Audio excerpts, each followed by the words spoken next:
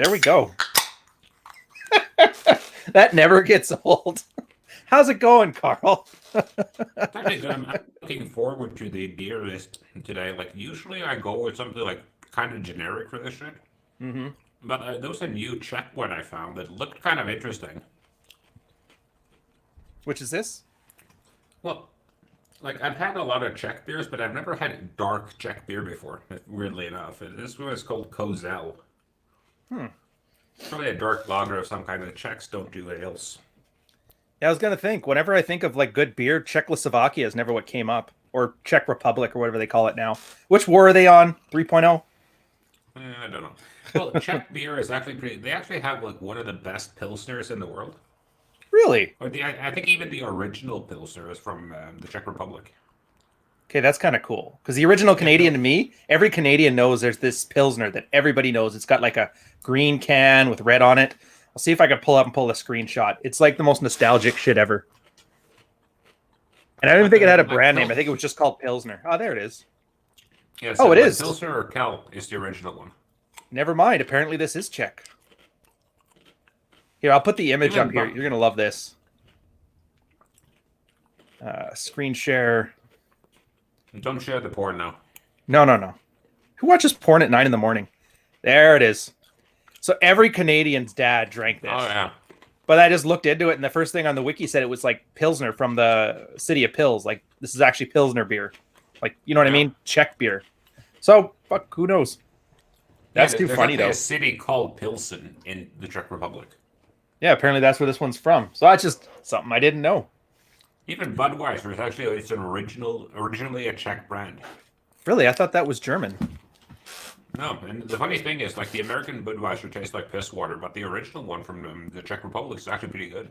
Well, I can imagine the Czech Republic wasn't using rice husks to make their beer as drinkable and bland as possible. No, but I think that's the kind of the goal with Bud. Because Yeah, if to you make you think drink about it, more. yeah, because like you can drink like a case of Bud and you don't really feel it. What I don't like about it. So I'll only ever drink it if I'm making clam eyes or red eyes with it. I don't like it for anything else. Just when you Oh, need fizz for your clamato juice. Yeah, I Right. just never went into it really. It's more American beer. Like the new craft beer stuff is great. A lot of it. You Mm-hmm. have places like I think it's called the Lost Abbey. They do some of the best Belgian beer I've heard. Like outside of actually being in Belgium. Huh.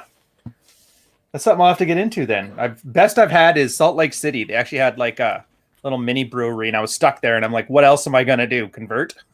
So I liked their stuff. I don't know how they sell it, but although I guess we should kind of get into the topic here because I love this Oh one. yeah. I'll do a quick intro. So for you guys who don't know, Carl just did an article. Can't remember what he calls it, the Spurg cycle, something like that. Anyway, it's worth the read after the show. Once you got your watch minutes in, go ahead, read it or put it on a separate tab right now. And he brought up a point that really gave me pause. Was it Red's Rule Zero last week? John was ranting and about guys not showing their face, making fun of Rivlino. I thought it was cute to put a close up of Carl's Abbey while that was happening. But then Carl brought up a good point, and that the last group of guys in this space who kind of crashed and burned were all showing receipts 100%. And I guess I'll let you take this one from there, Carl, because you explain it better than I could. Of course, I was chewing right then, but okay. Yeah, so the whole thing with it is like one of the funnier things with me and Ryan, we have an inside joke where when we have conversations, like, thank God you're normal. We have like Chesty's in on it too, and it comes from the fact that there are so many weird ass motherfuckers in this space. It's like I can count maybe the guys I think maybe be reasonably normal, and I'm like I don't mean like everyone has to be the same dude. It's No, more just about functional. the well, it's not about fun, but like you don't want to like imagine that you had to bring them to a corporate dinner. Would you? Ooh. That's a really good litmus test. I like that one because yeah, from a lot of the guys is no. For most of them, I'd say, because like you don't want to bring someone to a corporate dinner and suddenly you see them talking to your boss about, how he should stop eating meat and how he's killing the world, or how he needs to go and suntan his asshole. It's like that shall get you fired. Mm-hmm. Or just telling awkward stories. I think that's the key part to not spurging out, is to being socially savvy enough to understand what topics may be appropriate for a certain venue or not. Or at least learning to feel the waters. Maybe your CIO turns out to be like a huge QAnon fan. You can talk about the lizard people with them, but you can't just lead with that until you test the waters first. No, it's just one of those things I kind of landed on, and I think that's kind of why you get those spurg outs too. It's like you have a lot of guys cooped up in an echo chamber with a lot of fucking special opinions. And like part of the reason I like doing these shows is that you can actually talk about things that a lot of men know, but you can do it openly. Especially in regards to women. Like you can't go in and have like I need to turn off my audio 2 seconds. Mm-hmm. No, I agree. You can't just sit there and talk about even stuff like Troy. We were in his private community yesterday for his charisma course.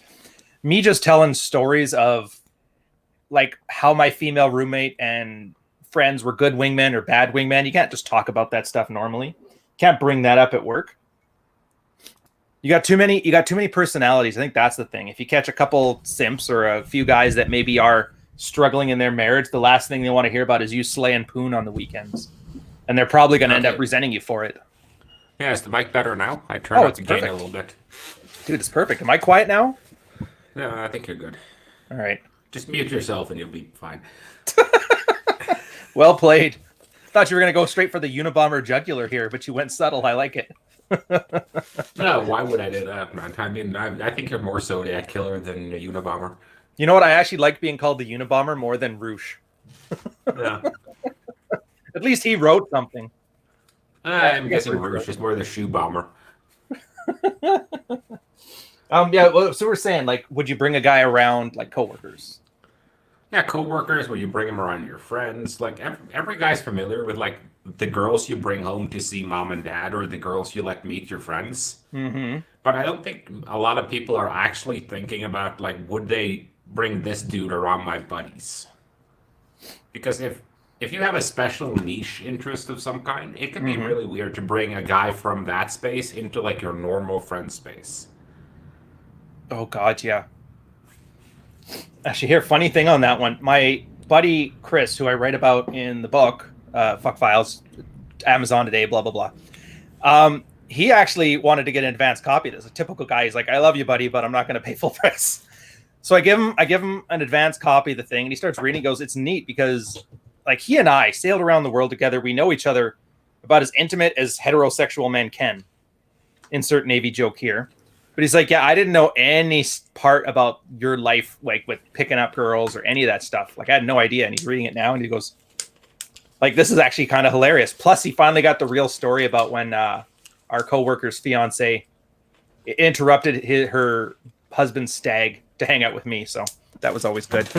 But yeah, like, just to bring a guy around this group, I would really have to trust that he knows how to function in a variety of social situations. Like you said, not that echo chamber where unless he's there with his mystery layer, he's completely useless. And I think girls pick up on that too. I have a feeling. Yeah, I think they do, because girls are always kind of considering, like, would I bring this guy to see my friends? How would my friends react to me bringing this guy? How would my parents need? Like, who would? And girls are always thinking about that. We're not. Mm-hmm. We really should girls, be. Yeah, and girls kind of, they figure it out earlier, right? That, okay, I'm going to bang this guy, but I'm not going to tell anyone. Or I'm going to keep this guy on my dick rotation, but I'm not going to let anyone see us together. Mm-hmm. And guys do this too. Like, a lot of guys have this one ugly chick that they have come see them whenever they strike out. Oh, the slump buster. Or no, not even the slump buster. You're talking about the last resort. Yeah, it's like it's the one girl on your phone you really don't want to call her, and having to call her is kind of the reason why you push hard when you're out, just so you won't have to. Yeah, I love those chicks. God bless them. God bless the pinch hitters. Or I guess, I don't know. I got to come up with a catchy name for them. I've been at a pickup too long. I don't know how to do the stuff. Yeah, I'm not really sure what you'd call him. Yeah. Oh, thank you. Don't be soy. It doesn't matter. I mean, whatever. Somebody else, Am I'm I sure, will still? come up with a name. I mean, the Manather was an awesome one to come up with. I'm sure there's some more wordsmithers out there that can give us something else that we have to pretend not to know or like. Okay, let's see if the mic is better now. Oh, dude, you're like podcast quality now. I love it. Or like radio quality. Yeah, this is what happened when you're smart. When you're smart enough to buy the boom arm when you buy your Yeti. Dude, I can't get mine to work. I do mine, and it keeps causing interference. Like I'll get metal chinging in the background. Yeah, the main issue with me is like it kind of bumps against one of my monitors when I use the boom arm if I set it too low. Oh, fair enough. Carl, what's that sound? We're trying to do a raid here. Yeah, guys, my bad. My podcast quality mic is is bouncing off, and now I can't see the orc magic going. I don't know any Oh, World I of Warcraft actually stuff. no, but I actually don't use this mic when I'm doing anything else. I use it for phone meetings on occasion. Mm-hmm. But it's kind of off-putting because people are like, okay, why do you have a mic of that quality in your fucking bedroom? So I usually tell them, oh, I use my bedroom to shoot porn. I like that. I got that though too. My Navy buddies, we all got together on like a Zoom and watched Royal Rumble 1993. And that's like the topic of conversation for the first half hour was my incredible quality mic. And I don't know how they turned it into mocking me, but whatever. Quick $5 super chat from Doug Chisholm. Thanks, Dougie. Canadian name as ever. Should we listeners use something other than our real name? Do you think we have risk being associated with listening? Thank guys. Actually, I'll go first on this one. We both kind of have like a risk background here. I would say no, but not no as in never, no as in low. Best way to think about this is the amount of the possibility of somebody taking your personal details and using them. High, medium, low. The potential damage it can cause, like high, medium, low, and then what you can do to mitigate that. So in this case, nobody watches this stuff. It's not very popular, and I'm not in the habit, and Carl's not in the habit of trying to piss off feminists and Democrats all day. So we're not going to get that kind of weird heat on us. But at the same time, it's such a trivial thing to maybe change up the name, unless you have a generic one, like John Smith, probably safe about it. It's really about like, why take the risk? So like, it wouldn't hurt. I'm assuming your name is not Doug Chisholm, because who names their kid Doug?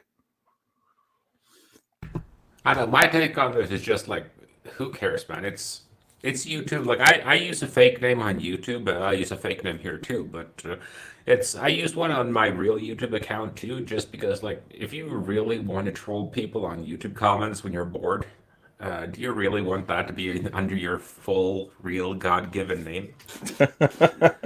That's a good point, anyway.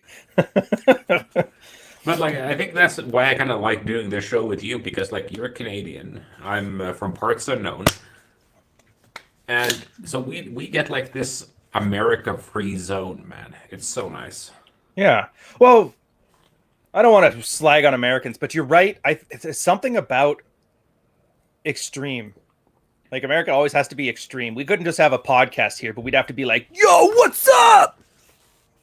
You know what I mean? And it's just like a little much for the morning. Slow it down.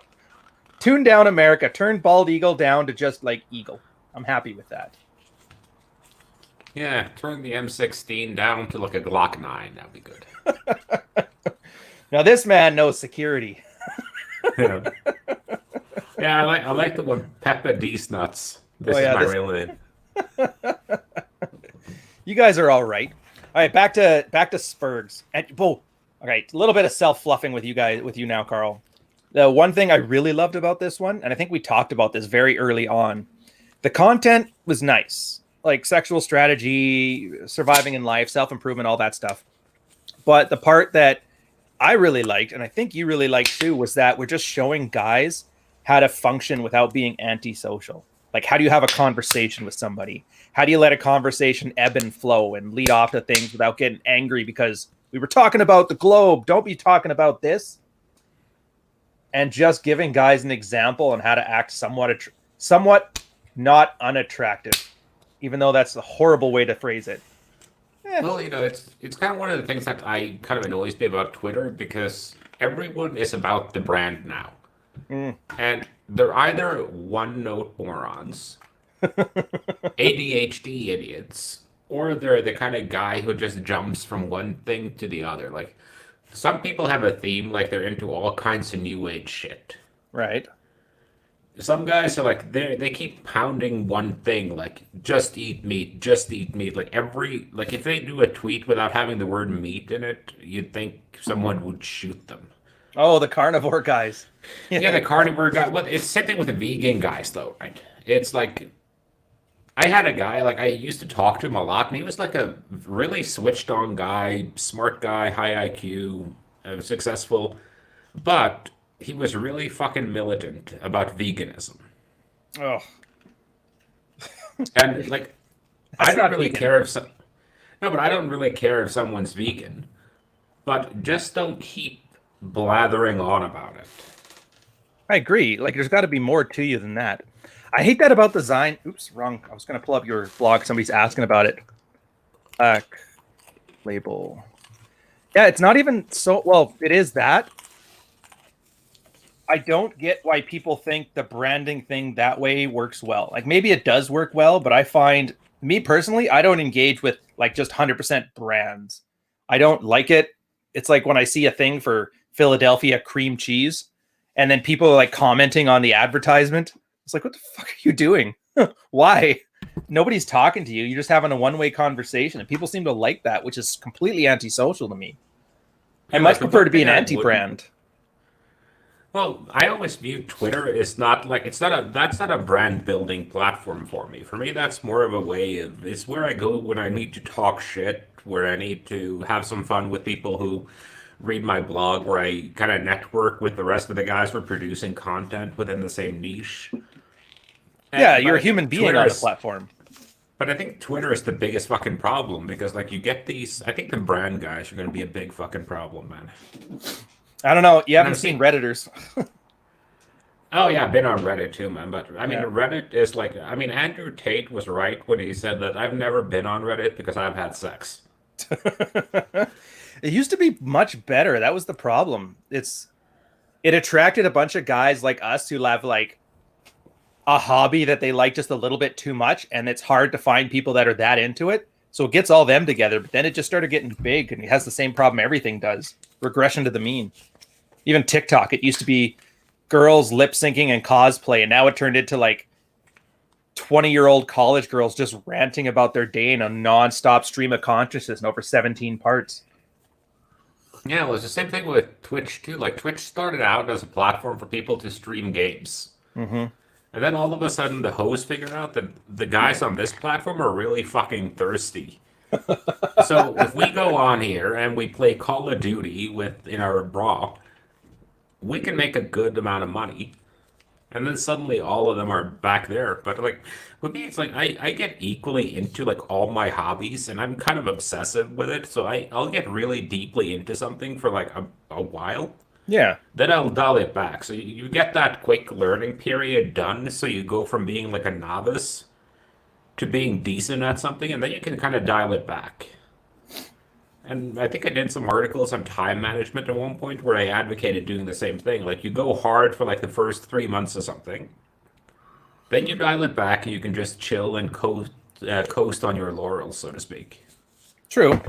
I mean, there's the rare time where there's something I'll really get into, and it'll be a couple years of like dedication to it. But you're right, for the most part, a lot of that front end work of just getting good enough at it to be competent is really all you need to enjoy something. I Because mean, I I never hate got. not being competent.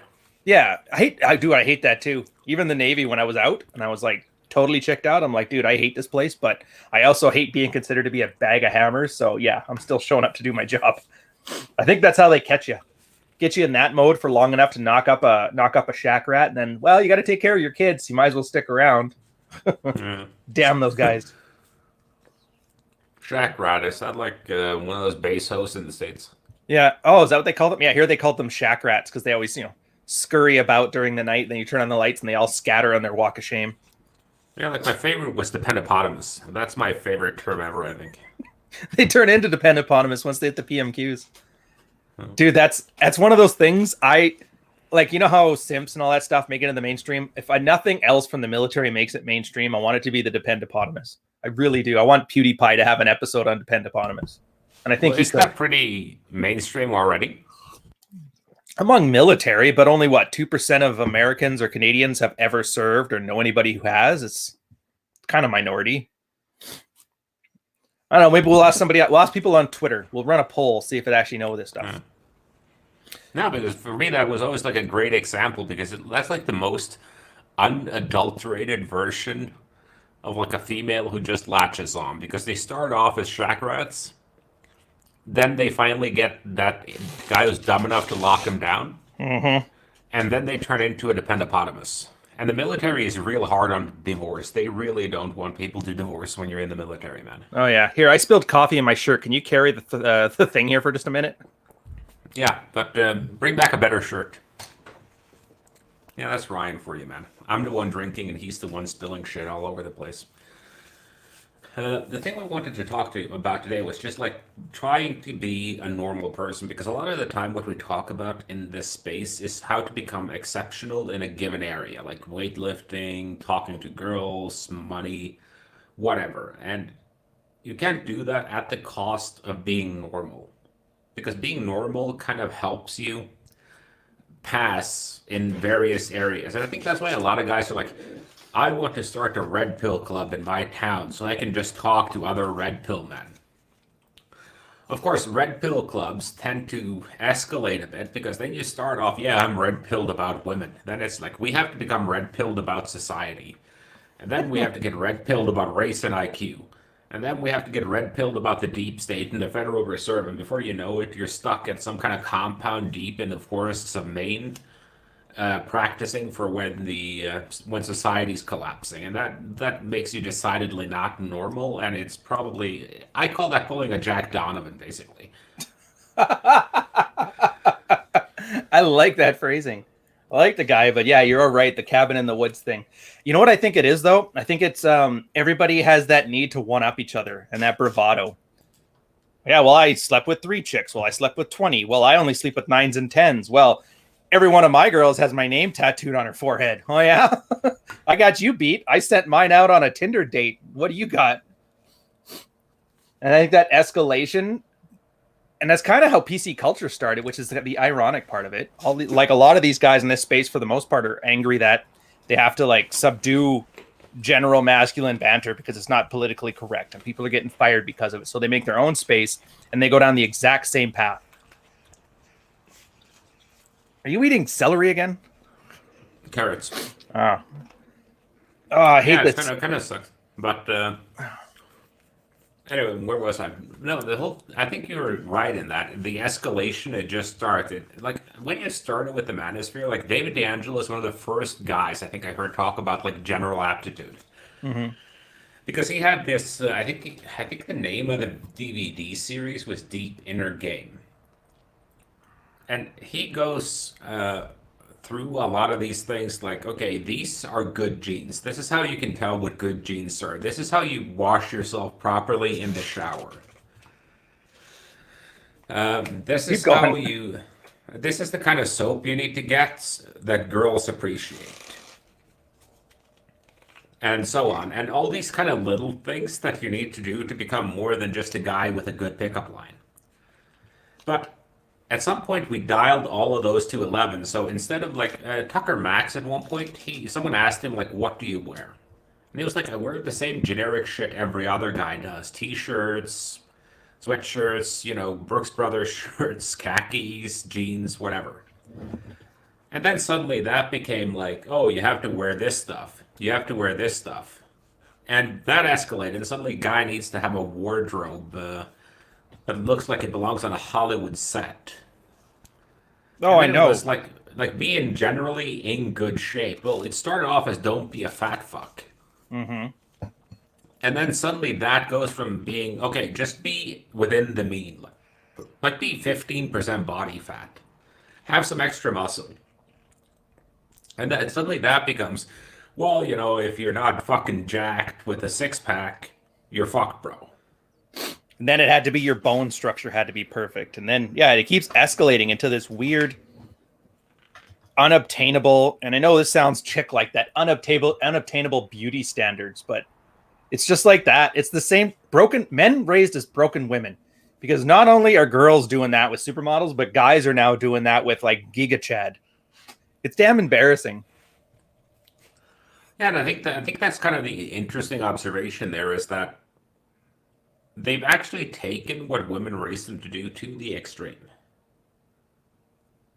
Because you have to do everything to do. You have to compete with Giga Chad who's out there somewhere. And if you're not 6 feet tall, jacked, you have six figures, you have 11 Lambos, etc. You're never going to get laid. It's just too extreme for most of the people who are watching us. Mm-hmm.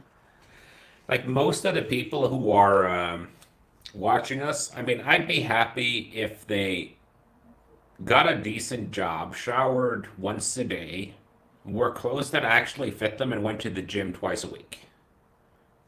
Dude, yeah, that's like bare minimum, and nobody achieves that. Because that's like better than most people here. Mm-hmm. And I'm not underselling, I'm just saying that at some point in life, No, expectation you're management. you're going to end up in a position where you have a limited amount of time. And if you're made, like, let's say you work as a personal trainer. At that point, your physique and your look that's what you use to market your services. Mm-hmm. So naturally, you're going to put a lot of time into that. But if you're a programmer in some random company, you're spending 12 hours a day or more, maybe, in front of a computer in a basement somewhere because coders never get the nice offices. And once you're done doing that, you might be able to get to the gym twice a week because you have family obligations. Well, you're not going to have any social obligations because, let's be honest, you're a fucking coder. But you're not going to really have a good tan because you barely see the sun. So you have limitations naturally built into what you do. And if you let's take Hugh Jackman, for instance, Wolverine. He's Right. in great shape for a guy who's, I think he's in his 50s now. Yeah, mid He put 50s. on, he put on most of his muscle after he hit 40. And he did it in a relatively short period of time. But the reason he's able to do that is he had a personal chef, he had a personal trainer, he Personal had someone chemist. well, I'm getting to that. Don't fucking step on my joke, you fucking bastard. And he can put himself up in a house where his gym is in his fucking basement and it's fully stocked.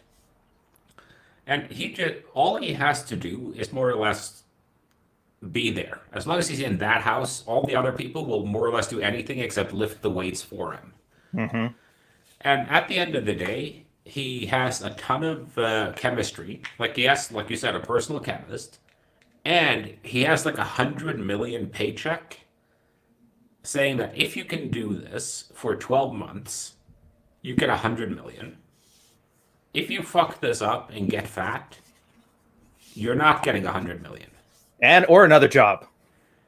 And everyone at that point would be able to do what he did because everything is kind of organized for it. It's same as I said, I talked about like a friend of mine who works as a model at one point. Mm-hmm. And he's not getting laid as much as he'd like because like he's either at the gym or he's flying between places, he's in hotels, he's in shoots, and he just don't have the time to pull it off. And I know bodybuilders who aren't getting laid because when they're in training for competitions, they're the most antisocial people you'll ever find. I mean, they make gamers look like fucking master of ceremonies because they're at two places, their house or their gym. They're never outside that because, like, if they leave their house, they may eat some shit that they're not supposed to eat. So they limit their exposure to anything they're not supposed to do. Yeah, and their car has a cooler in it that's full of prep meals just in case. It's like, yeah, it's that single-handed dedication, and say what you will, like we just been ragging on red-pilled guys or game guys or trad guys, whatever. They really picked a really shitty thing to like single-handedly devote it to. At least bodybuilders have like Arnold, so going, well, if you do it, then there's a chance that you could be in movies and be a governor. And models have, well, you could be like Zoolander or something. But like, who's the top tier, most famous red-pilled guy or pickup or trad guy that you can compare yourself to? Like Roosh. Rusher Cernovich, why would you single-handedly devote yourself to this 100%? Like, you're clearly seeing the fruits of that labor, and it's a little bit sour and smells like cocaine. Oh, cocaine! I did not know that. That's the thing too. If you're gonna put blinders on, you got to make sure you're running a good race to throw a metaphor. Like, this place is not meant to be spurgy. It attracts spurgy guys because they're the ones that most need the help being social. But yeah, get it, take what you need, and go. Like, even me, I'm talking less and less about banging chicks as the years get on, and now I'm writing more about what to do after that. You too, your stuff's kind of evolved from, all right, to have chicks, have all your stuff at a 7 out of 10 level at least, no 3 out of 10 stuff, and it's kind of advanced to, you know, this is why antisocial people getting together in a group is a bad thing. You know what I mean? Yeah, but it's one of those things I noticed. Like, this space, like the funny, like I've talked about like a mission statement for the Manosphere a lot of the time, but if you look at like the core reason why this space came to be, it was to actually get people who sucked at being normal to be normal enough that a chick would touch their penis. And right now, it's stuffed full of people who are so abnormal that I don't even think they want to touch their own penis. I'll have to check the green line diagram to make sure on this one, so I'll take your word for it. Yeah, they were leaning into their own penis, man. I love, by the way, remember when Google had that error in their system and for some reason it changed your AVI to some weird random collection of pixels? I love how that's taken off. Yeah, well, I'm still kind of shocked that someone actually built the site for don'tbe.soy. Oh, I know. Dude, that's the funniest thing. I talked to the guy a little bit offline. Normal dude. He just thought it was the funniest thing ever. But again, normal guys. That's the thing too. Normal guys actually make things. Normal guys aren't so attached to like that single-minded, ego-driven devotion that they actually can put something down. I've noticed this too among, well, I mean, I know it's a little old and dated a reference, but the upstream Twitter guys, they were all about this antisocial, extreme version of everything you do, I got to do 12 out of 10. And then not a lick of work came out of it. And I would argue because these guys have built up expectations of what they want so much. It has to be the tablets coming down from the Mont that anything they do will never match that vision. Their vision is here and it's always going to be there. And their ability to implement their vision is always way over here. And there's two ways to do that. If you're a normal person, well, you start putting out crap and then everything you put out is less crap than the last time until eventually you get close to that vision. Meanwhile, the Spurg's like, well, I'm completely perfect and this is amazing and green lines will solve the world and upstream is the new thing. But because they'll never match this, they don't even start. And I think that's why my little prophecy about give it 12 months and we'll see what happened came true, because 12 months is a lot of time and you can make a lot of improvements in that short amount of time. And we're now just finally starting to see the fruits of that labor. So many people there, like Rollo 4th book, Rich 2nd book, you 2 books in, and God knows what other things you're accomplishing. Can't really talk about on camera, but let's just say, guys, he's leading the FSB right now. It's pretty cool. Putin invited him over for dinner. No, but I think you just have to kind of balance everything. Oh, I love that one, stupid squared. Yeah, stupid squared. I like that. Anyways, yeah, balance everything. But I just don't like giving people attention, because if you give them attention, that kind of spurs them on, because that retarded any attention is good attention. Mm-hmm. And I don't know. It also gets boring. But like, I still love Brother Morpheus, because the dude is just straight savage, and he's even funnier than I am most of the time. Yeah. But you are right. He's After also, like a year, it feels like you're just bullying a retreaded kid. Fiddle around the language filter. You feel like you're kind of pushing the. You feel like you're tripping like the one-legged kid with a bike helmet. I agree. And you're right about engaging. I've made that mistake too many times to count, where somebody will say something so ridiculous that I just, you know what, I could really correct this thing. It'd be nice for the readership.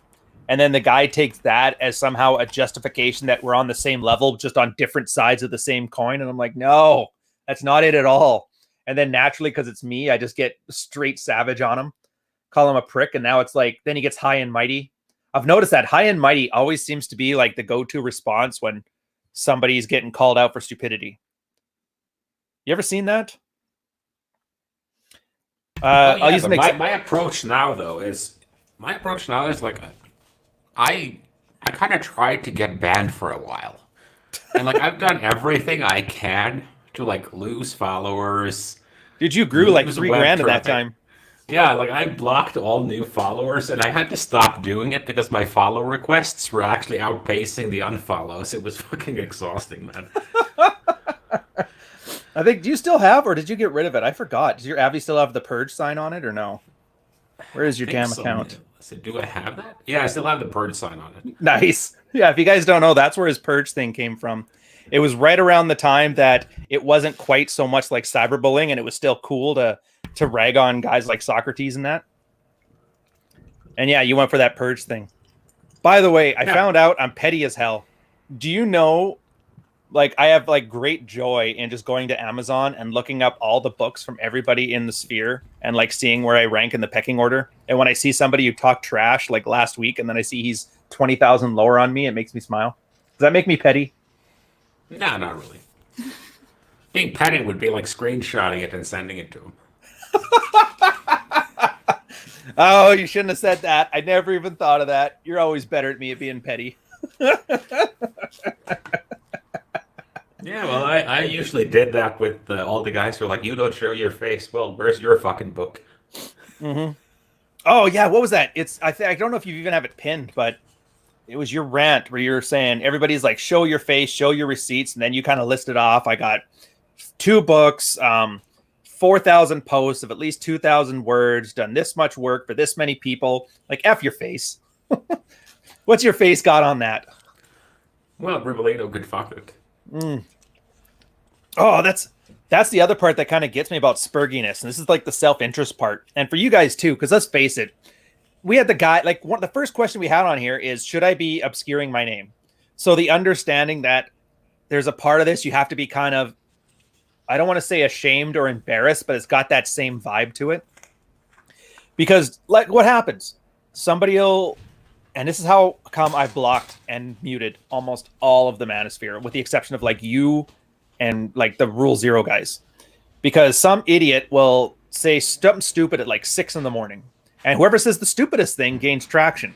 And then you'll notice like everybody else starts tweeting about it. And then the entire day's content is set by whoever was the biggest idiot that morning.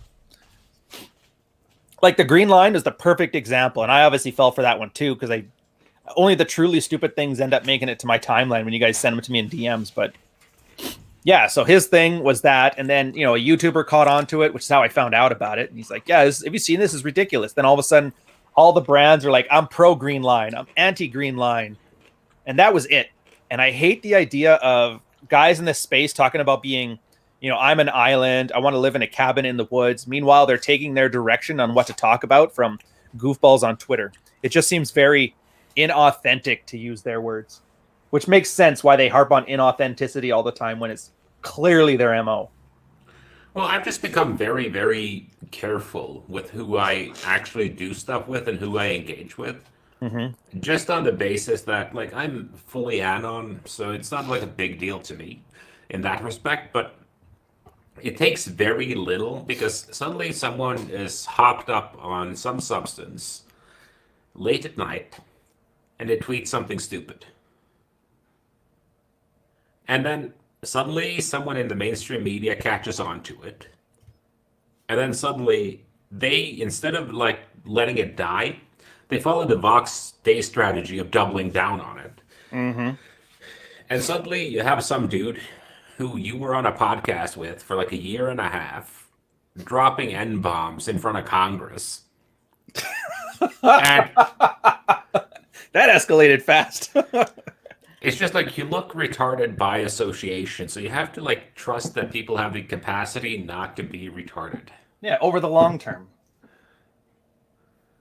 God knows you were smarter than us on that way, either smarter or more reserved, because you never even dipped your feet in the 21 con thing, other than a couple episodes of the hell was that podcast called? I can't remember, but I'm sure somewhere in the Wayback Machine might be an episode with more than 5 viewers.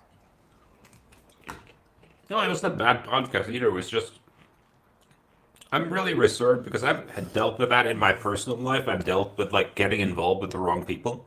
Mm-hmm. Dude, that was my childhood. Like I had my house raided once because without me knowing, one of the buddies I used to play darts with Mm-hmm. was also a huge fucking cocaine dealer. Oh, So that's I a had pretty my good way of house sneaking that raided one once in. because, well, it's not bragging. It's just like I was playing darts with this guy like twice a week, and I happened to be absurd with him, like getting food, being in like typical mafia shit, like when you're not talking anywhere except when you're walking or outside in restaurants and shit. Mm-hmm. And I was caught in that, and they were like, "Okay, we're gonna raid this fucker's house too, just in case." Yeah, I could see that being a splash of cold water. So after that, I've just been kind of careful with who I associate with, and especially when you get like I say I have crazy chick dar, but you also need to have like crazy dude dar, just so you know, like okay, there's good crazy guys because you need the good crazy guy to help you bury a body. Yeah. But there's also bad crazy in a guy, and the guy who's so possessive over his wife, for instance, so you tell her hi one morning and compliment her dress, and suddenly he has his fucking gun out. Dude, I had that. Oh my, not that, but that. Montreal. When we first got there, the military sent me and my buddy that I was talking about before, my shipwife. We went down there for a week and I had to go shop for houses and that stuff. We ended up going to the bar. We met some people. I'm like, I can't remember the girl's name. I really can't. Some French girl, but I'm like, oh, this is cool. You could be friends with my wife. And she's like, yeah, I got a boyfriend. That's cool. We invited her to the house the first day we got there. She tried wrestling with me on the floor, and my girl was not happy about that, but whatever. At this time, I was still thinking friendly. Her boyfriend came over when we had like a dinner party. I shook her hand, and he got mad. He's like, "What are you doing him?" And I guess everybody went to the bar, and then I stayed out later to do some after party stuff. My girl went home early, saw the both of them sitting on the steps of our place arguing about it, having a huge fight, and they wanted to confront me when I got home. And I was like, it's just, she calls me. She's like, yeah, don't come home for a bit. This is ridiculous. But you're right. And yeah, we haven't talked to them again.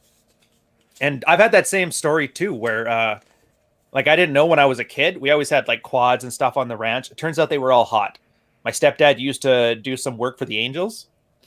And part of that was he would get a lot of free stuff. So I didn't know when I was 16. And they're like, yeah, don't you realize that all this stuff was stolen? I'm like, oh. And I hate watching guys brag about prison time. So I'm like, dude, you're not supposed to brag about this stuff. This is like an embarrassing lesson. You keep it to yourself. And I just said it online. Yeah, what was the? Remember some? What? I think it was like some rap battle I watched at some point, and one of the guys he kept going on about how he had two convictions for selling drugs, and the other guy retorted to him like you don't need to brag about that. You're saying you're so fat, slow, and stupid that they actually caught you twice. I like that. But dude, that's the thing. We were talking about that on Nick August's podcast about masculine creativity, art, and that. And it kind of reminds me of the Homer's Odyssey. Yeah, I'm turning drug dealing into like the Odyssey, but he was never the strongest guy, the most alpha sailor that ever did. Wasn't the king, this, that. He was always outsmarting guys. And just being more clever than your surroundings and using your brain was like a huge masculine ideal for thousands of years. And I don't know how people got in their head that a big dumb Gronk with a rock is somehow better. Like you should have those skills. You need to be able to handle yourself in a fight, but just not getting caught. It's always nice when you have people you block create new accounts to refollow you and then tweet at you. Oh, did Only Tate's fan make a new account? Who? Oh, that's right. You weren't there for that.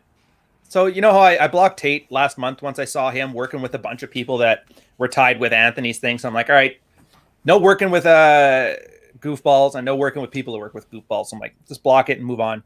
A month later, that's when he started with this whole cooking is for women thing. And I'm just like, yeah, man, I like you, but it's a business decision. Don't take offense. But then he had one of his LBG followers called Only Tate's Fan just start going off on me. It was like a pit bull. A slumdog pit bull. I think that'll be the way to refer to it. But then it went from like anger at first to like, somebody please tell him to unblock me and stuff. And it was just weird. And I guess he kept creating accounts and I just kept blocking them because for me, it's like 15 seconds of work. I don't care. But I'm just wondering now, who's got to shine for you that they're making new accounts? I'll send you a picture. DMs. But I just think the whole thing is kind of weird with it goes so against being normal too. Like if you go off on people, Yeah. you can't be surprised that they block you. Yeah. And that's been my policy for a while now. It's just that don't engage, just block. Because most of the time, like if it's a huge account and you can earn some extra followers by the exposure, by all means engage. But doing that with like an account that has like 150 followers, what's the point of doing that?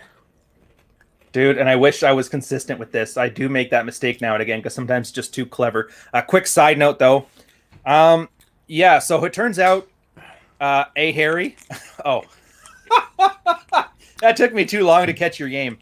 Yeah, because of the stupid Kenny Rogers situation here, they're having trouble shipping to certain places. It turns out Canada, we can't get shipping right now because we have to get it shipped in from the States. So I can't even get a hard copy of my own book either. It's just something to do with COVID. And like I said, patience or Kindle version is all you can do in the meantime. I wish I had a better answer for you, but it's completely out of my hands. Damn, that hurts though, man. People actually want to read it, and I want them to read it, and then they can't read it because some idiot decided to eat bat soup. Damn annoying. Yeah, well, hopefully it'll lead to some good. Hopefully someone will actually have the balls to go Trump on China. Well, people are scared of boomers now, so there's that. Well, I actually discussed this the other day, and it's like, if we want to be realistic about it, like the next pandemics are going to come from either Asia or Africa. Guaranteed. And that means you need to have some kind of travel restrictions, but let's not turn this into like, this is thank God you're normal, not, oh my God, he's obsessed with COVID episode. Well, that normal tags into that too, though. You see the reactions that people have to this stuff, and it's the same way where you have that echo chamber. You're getting tulip mania here with people worrying about weird things. Like I put a tweet out yesterday where how countries all count the numbers of infected and that are all different ways of counting it.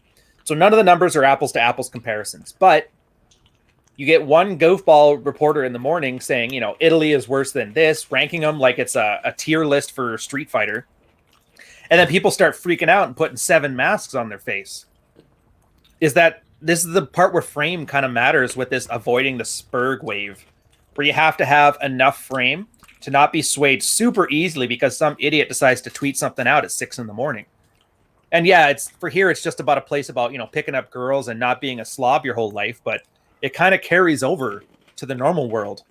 And if you're that kind of guy who's not so paranoid that he refuses to shake buddy's hand at your dinner party, well, then you can actually start inviting him to places because he's not a damned embarrassment because he's just not thinking straight and just following herds. Well, my biggest concern with it is just like the people who overreact. That's what happens every time. And overreactions is kind of the key theme to being a Spurg, because that's a big issue. It's like people see something like they hear something like don't lean in, and suddenly they're drawing green lines in pictures. Yeah. And they're being obsessive about not leaning in. Or, you know, they hear like never make a self-deprecating joke. And they kind of take that to the extreme where they don't do it, and they go off on anyone who makes a joke about them. Oh, and the other way altogether. It's like, yeah, I was doing this chick, and I'm texting another girl on Tinder from her back, and I'm like, what? Nobody does that. Nobody. I agree. It just escalates like hell. Quick, Adriano Ramos, thank you. $2 Australian. You need to translate your book into Australian first. Dude, I can pepper it with enough C-bombs to fill a book. No. I don't mind there. No, I did an Australian translation. It's very easy. You just go into the find and replace key in your Microsoft Word. You select every comma and you put in cunt. then you select every period and you put in fuck. That sounds about right. That's the Australian translation, man. Easy enough. I can handle that. See, John, I don't actually know enough about it. I love Daigo, Umahara, because I like his story of a guy who's single-handedly devoted, and it's got some cool stories attached to it. But I don't follow the tournament circuit, so I couldn't answer that one for you. What else would you do to try? I guess turn it upside down. That's kind of an easy joke, though. Where were we? Yeah, not being Spurg. Here's the thing, though. I don't know if you can tell a guy not to be a Spurg, not to be overreactive, and have it work. I think it's like thirst. You can't. There's no magic words to make a guy not thirsty. He just has to earn the lack of thirst by sleeping with a couple girls and getting that out of his system. And the thing I'm trying to figure out is how do you de-Spurg a guy? And I honestly don't have an answer for it. I don't. My position is I can't be bothered de-spurging guys. It's probably because I'm a horrible leader, but I just block them. Oh yeah, agreed. I just love having them spurg behind a block. Oh yeah, what's the thing? They say some ignorant stuff. You comment on something that's a little bit scathing back, and then they're like, "Dude, why are you so uncivilized?" Then you block. Then they screenshot it. Then they parade it around, showing that, look, I'm better than this guy. He won't sit here and let me berate him. That must mean he's scared. No, but I engaged with some retard because I'd been drinking and I wasn't thinking. And suddenly, like, this guy is writing, like, I think he did a Twitter thread. I commented like one sentence at the end of it. And suddenly my notifications are blowing up because this guy is actually writing me like 5 messages a minute. This has like a Tinder corollary to it, a parallel. I bet you anything. Yeah, but the best thing is, those guys, you don't actually block them. You mute them. I should have followed your advice. Because that way they keep writing. And they keep expending all their energy, but you don't have to deal with it. Like I'd love to have a mute button IRL, man. Oh, dude, that would be nice. Well, I mean, our whole life is kind of a mute IRL. That's the big joke about the internet. People think the world's going to hell and autism's on the rise. It's like, no, man. Your whole life, you're spent segregating yourself from people you can't stand. And the internet just gave everybody a backdoor to come right back in. So it's not that people got any worse. It's just now that you have to look at them or you have to see them there because they're making blogs and they're performing tweets and they're drinking rosé out of an iced wine glass, talking about Illuminati. Oh, that wasn't rosé. That was what's that? Yeah, it's a Porto, but it was rosé. The point is, it's rosé. It's chick pop. Yeah, but it wasn't. Corey knows this. What's the? Oh yeah, it's Aperol Spritz. It was an Aperol Spritz, man. We're talking about the Stedman one, or was somebody else doing this? Yeah, that's an Aperol Spritz. It's possibly if there's one thing that's gayer than rosé, it's probably Aperol Spritz, man.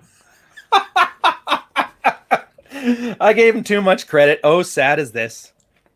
And I actually like rosé, but I mean, shit. I don't mind it in the summer because it's. But then again, gin and tonics are always at my heart. But I'll drink it. I just won't brag about it. It's my slump buster. I think that goes back to also like being reasonably normal because it's Anthony Bourdain was one of my favorite chefs to watch, and he had this one segment because he ate a lot of weird shit. Yeah. On his programs. And they asked him, like, why do you eat this stuff and why don't you react badly when, like, you get, like, a unwashed, fresh warthog rectum? And he said that, like, I just assume they're not trying to fuck with me and that this is something that's actually something really, a delicacy in their culture or something important. So at that point, why would I insult them by reacting negatively? And empathy. I think for the most part, if you approach the world that way, that people aren't by default out to fuck you. Which is funny coming from you, because that's kind of how you approach it. I guess not openly is what you're getting at here. Yeah, but I assume everyone's up to fuck me, but they won't do it openly. Well, it's also with a reasonable expectation. Like, if you're going to a dinner party and you're allergic to some fucking random vegetable that only exists in, like, a small valley in Tibet, and they happen to have put that into the dinner, odds are they didn't do that to fuck with you. They just did that because they thought, oh, this will be nice when we're having Ryan over. So at that point, just be nice and say I'm allergic instead of fucking spurging out about it. Dude, my girl's actually good for that because she's vegan, but she's not vegan about it. Yeah, So for the exactly. most part, she's like, yeah, just make what you're gonna make. I'll be fine with like the breadsticks or, there's always sides that I can eat. And if there's nothing I can eat, and she'll usually like have a little bite before she goes there. But she just doesn't want anybody to change their schedule and account for her. And I find that's like a very nice thing. And I wish more of them people did that. Yeah, and I think that's also a good reason to kind of get used to like everyone has their favorite drinks, right? Mm-hmm. I hope so. But if you're one of those guys that throws a tantrum because they don't have Miller Lite on tap at whatever bar you're at, and the Mm-hmm. only thing they have is wine, have some fucking wine, bro. Yeah, don't be too proud.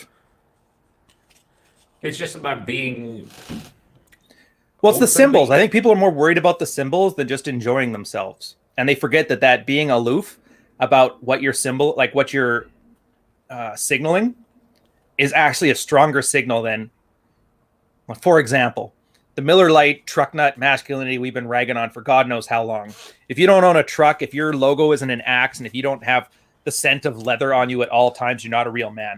But the man who's like willing to completely counter those signals because he's rather indifferent to it, it usually comes across as more masculine than the guy who's sitting there with a giant lumberjack beard and a flannel shirt. Like hipsters are Hell, proof man. enough of that. Hell, man. Like the beard oil I used that was most successful with women, there are two of them. Mm-hmm. One is the one I still use, which is citrus, because I actually like citrus myself. Yeah. And the other one was vanilla. Ooh. I love that. I love when you'll smell like cookies. My girl can't understand why I like the smell of vanilla, but I'm like, it smells like cookies. Shut up. Just smell like cookies, god damn it. So for me, that's just like the reasonable thing about being like, and I think reactivity is big. We've been through this like 4 times now about reactivity. And I Mm-hmm. think the other thing is being too locked to an archetype. Yeah, narcissistic fantasy, 100%. Because I noticed that with myself the other day, because like I have two grocery stores right by my apartment. Mm-hmm. And one of them is one of those fancy grocery stores where you have a huge selection, you have Uh, all kinds of fresh herbs, the fresh wooden floor. seafood, fresh meat, wooden floor, everything. And the other one is kind of like this small like immigrant shop with like they have basically beer, cigarettes, and a lot of weird shit. And the latter one, I have no problem going down there and buying beer at noon in Mm-hmm. sweats without showering. If I'm going to the other one, I need to grab a shower and, put on at least, a pair of jeans and like a shirt or something. Right. And it's kind of like the same. That's just a mental thing. I could probably go to the other grocery store in my sweats too, but it's a mental thing that this is a little bit fancier place. I actually have to not look like trash here. But like, if I'm in clean sweats when I go down there, I'm still better than the guy in front of me buying hard liquor at noon, who's still drunk from last night, Mm-hmm. who's screaming at everyone, "It's my birthday! It's my birthday!" This sounds like a very, very specific parable. I'm just saying. Oh yeah, it's a very, very. It happened to me like a week ago. It was like, holy shit, man! See, I But thought it's also it's about it's no. about openness, and that's what I like about Troy because Troy is the kind of guy who, like, I have no problem seeing Troy go to a gay bar just to have fun. Yeah. And it's Oh, not a negative on him. It's actually a compliment to him, not a hit on him. He's open-minded to trying things that aren't in his comfort zone. And I yeah. think everyone needs to actually have that and also being able to function outside their comfort zone. Because it goes back 100%. to game two. If you're only comfortable with day game, you're going to struggle at some point. Because at some point, your girl is going to be in your house, or you're going to want to bounce her to a place that serves drink. And at that point, you're transitioning from day game to night game. You're getting a lot of white hairs in your beard. They weren't there before the 21 convention thing. A lot of stress. It happens. Do you want the? All right, here, one sec. We're doing the handoff. Yeah, what can I say? Dude, life has a cruel joke. So I couldn't grow a beard until I was probably 35. And then as soon as it started growing in, it started growing white. I was like, screw you, Mother Nature. My Oh, brother right, still you're can't 40. though. Not quite, not quite. On that one, what were we just talking about there? Damn it, I lost my train of thought because it was a really good point. Oh, there, the grocery stores. I am surprised actually because we've talked before about how we both have like blunted affect. Life is a basically turned down to like 2 in our lives. And for me, I've probably cut loose and restarted life so many times that I really have no problem just like walking away from things. And the grocery store is a perfect example, like you said, the bougie one with the wooden floors and the fancier wines. Used to go there all the time because I like the food selection and that. And then during this stupid quarantine thing, we get up to the front. Couples aren't allowed in. You have to take this cart with you. I'm like, I need one thing. Like, no, you'll take the cart. You must wear a mask. And here's the lineup. And there's like all these restrictions. And I'm like, oh my, you know what? And we just left. Like I almost got into another fight with the person at the front just trying to do their job. So I just left. And we went to that third world grocery store, cement floors that are all cracked up. Nobody's wearing masks. Families are going in together. Everybody's just, keep a little bit of distance. Don't cough on anybody. Good enough. Go in there, buy everything you need. I'm like, this is the most relaxing I've ever been. And I realized, like, I don't know what it is. I think it's once people achieve a certain level of success, they become paranoid about it. Like they get a scarcity mentality, not thinking, well, I earned it the first time, I can earn it again. So I don't think this problem's going to go away just because some low-level spurg thinks it's cool to draw green lines about somebody, because then he's going to get successful and he's just going to pick something else other than green lines. Yeah, but my problem isn't with mainly with the Spurg though. It's all the idiots that actually give him attention. Mm-hmm. And I get a lot of like I wish I could see a report of something somewhere where you could see how many people follow him because they love watching the train wreck, like the Jerry Springer effect, and how many people are actually following. Like the optimist in me wants to think that it's like for Anthony Johnson's however many followers he have, it's 80% of people who just love watching this guy crash and burn. But I have a feeling it's probably not nearly that much. No, but you have to keep in mind, man, this is America. Woo-ha. No, but it's not just shit on America because like America is kind of like most countries are kind of like a bell curve. Mm-hmm. Like most people are somewhere in the middle. Then you have your outliers at the top and a few outliers at the bottom. Right. America doesn't have that huge middle thing. Everybody's an outlier? No, but you're either successful or retarded. It's like there's no middle ground. God, that's so weird. I guess, yeah, you've lived there for a while, so you probably have a much better. I've only ever visited Well, for like a week at a time. it's a bit of an exaggeration because like you have your middle class, your upper middle class, your lower middle class, etc. But it's just like my experience with Americans is they're either great people or complete douche nozzles. Huh. It's like they're either in super shape or fat as fuck. They're either rich or let's say well off instead of rich or broke as fuck. God, that's so weird. Yeah, like even a Canadian to me, we're just 1 degree of latitude off, but it's like such a night and day difference. We're very much more leveled out here, which maybe that's a bad thing. I don't know. But I at least like how I can walk to any dinner party and not have to worry about it. For the most part, I'll fit in. You know, it's the same thing in large parts of, and that's actually one of the things I'm kind of curious about how Canada became so much more European. I think it's the 1812 thing. Because we have our loyalists, the guys that left the States after the Revolution. They came down here. There's a big list of them. So we never really lost our British heritage that way. So the class system kind of stuck with us. We still have the Montreal, Toronto gate or beltway. Obviously, the France abandoned Quebec, and they've had a chip on their shoulder ever since. But the West Coast is totally different. That whole British vibe to it, with the exception of Victoria, BC. The entire West Coast has much more 51st state vibe to it, if that makes sense. Okay. No, I haven't spent much time in Canada. I've only visited a couple of times, so I'm not really very familiar with it. But like, and it's also with America, you also have a very large difference between what coast you're on and the middle. Because like East Coast, you get more of that. Let's say British plus, Mm-hmm. especially when you go up into like New England and those areas. Oh, really? And then you go down and you get to Florida, man. And it's like the further south you get, the crazier shit gets. Oh, and that's funny. The southern tip of that is Florida.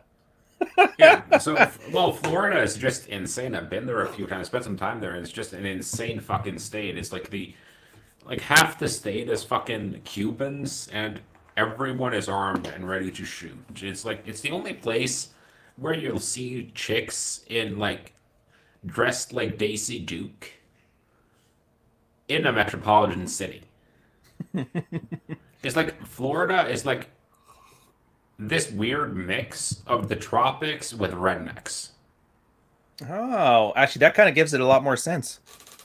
And that's my take on it anyway. Then as you go, towards this across the south there, towards the west coast, it goes like Texans are Texans. That's pretty much all I can say. They're their own kind of people. Mm-hmm. Louisiana has a much stronger French vibe for obvious reasons. It gets that weird mix of rednecks and French Acadians. manners.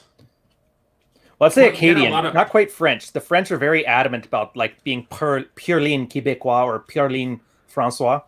They would call them Acadian, so they have like a weird intermix fighting in there. maybe. And The then Louisiana guys would be closer to like the Acadians in Nova Scotia. like I haven't spent too much time in like the Southwest, but as you get to like California and those states, they get a more like continental vibe to Mm-hmm. them in a sense. Like it's the same American kind of Borg culture. For those of you who don't get that Star Trek reference, like the Borg is like a hive mind, and they just assimilate every race and their uniqueness into their collective. And that's kind of how I see America as a country in general. Hmm. Because, like, okay, the French makes a croissant. The Americans make a croissant, which is a croissant with a fuck ton of cheese and ham on it. The Italians make pizza, and in Italy, you're only supposed to have one protein on a pizza. You're supposed to have a limited amount of toppings, and you're supposed to have a really thin crust. Americans make a thick ass fucking crust and make meat lovers. Or the Chicago style, where it's basically a bowl of soup on top of a pizza. That's a good point. I love Chicago style pizza though. It's just, but America just kind of assimilates everything, and then once you get to the West Coast, I get a more like European slash continental vibe to it, and it's more left leaning. Mm-hmm. But that's just because, like, if you look at Europe, the Democratic Party is like far right in the U.S., in most of Europe, and probably Right. in Canada too, to some extent. I'm not too familiar with Canadian politics. Yeah, And they're then, kind of more coastal. Like the LPC is East Coast, the CPC is a West Coast. Big oil or big finance. I don't know. It's at but the it, 51st state. We could talk about it, but it would take way too long. Anyways, just keep going. I'm interrupting. yeah, well, I'm just kind of, I'm not sure, but it's just an observation that America is not really normal in that respect. That I would say, like, you have no average. Mm-hmm. And I think that's kind of the biggest problem is that you have like this American identity, but it's all linked up with consumerism. And I think that's kind of antithetical to what the founding fathers had an idea of. And it was good for a time. Like I remember, what was the case made for Coca-Cola? The fact that it removed cultural barriers. Like Marilyn Monroe and the Queen and Joe Blow from down the hill all drank the same Coke. And then that was the idea there that everybody can consume the same things. I like that part of it, but you're right. It kind of did the same thing that every other Spurg does. You take that and it just ramp it up to 12. Because they're like, yeah, I agree. It's like, and like in Canada and most of Europe, you're allowed to own guns. Not for long. It depends. Well, you're allowed to, but it just like you can't go to a Walmart at 3 o'clock in the morning and buy a handgun. You Mm-hmm. don't have banks or like free rifle with every new account. Yeah, that's true. I think it's the ease from which life gives you things, I guess. Yeah, I think it's just too easy. And I don't mean that as like a pro or anti-gun thing, but yeah, it's just How if long do life we have isn't left on the difficult, show, if it's by the not way? difficult to eat 10,000 calories, then of course you're going to end up gaining weight. How long do we have on the show, by the way? About an hour? Yeah, we're on for an hour 10 right now. We still got like 50 minutes. Yeah, because I was thinking maybe we should get Chesty on here since we're shit talking America. Maybe we should let an American come on here to actually defend it. I'd like that. Sure. Chesty, I'll throw you an invite if you can make it. If not, no big deal. Not even shit talking it. Like I don't mind. I like it just fine. I like being called a Texican, huh? Yeah. Josephat Emiliano, that's actually kind of funny. I don't know much about Texas. I know the West, like the Pacific and the Atlantic coast, those states going down, and the very top border, because those are the only ones I've been through.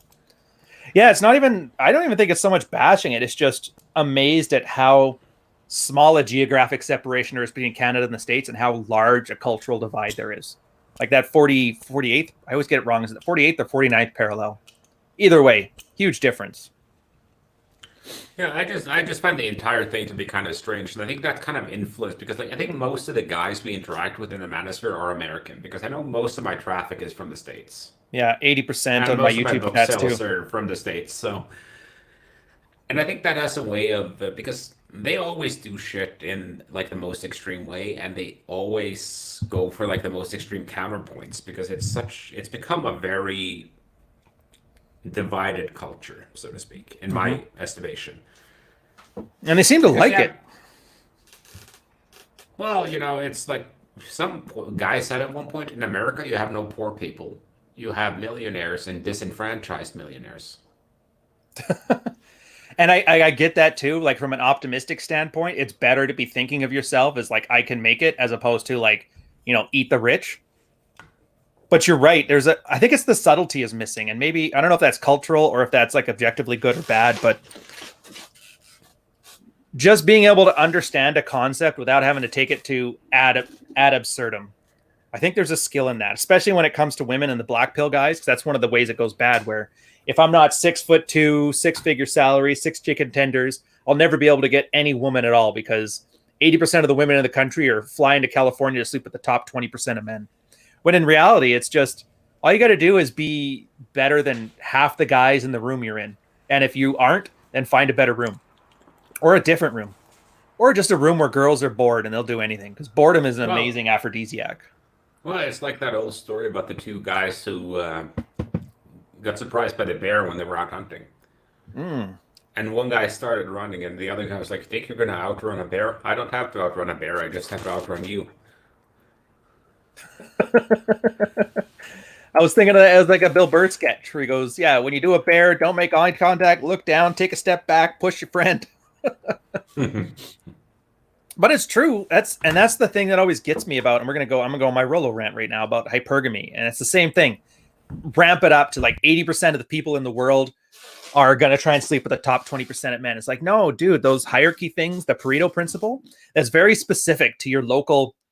I'm gonna say local cluster, but that sounds too nerdy science. If you're at a dinner party, the top 20% of the guys at that dinner party are getting 80% of the female attention. If you're at the nightclub, top 20% of guys, 80% of the female attention. At the office, same thing. 20% of guys, 80%.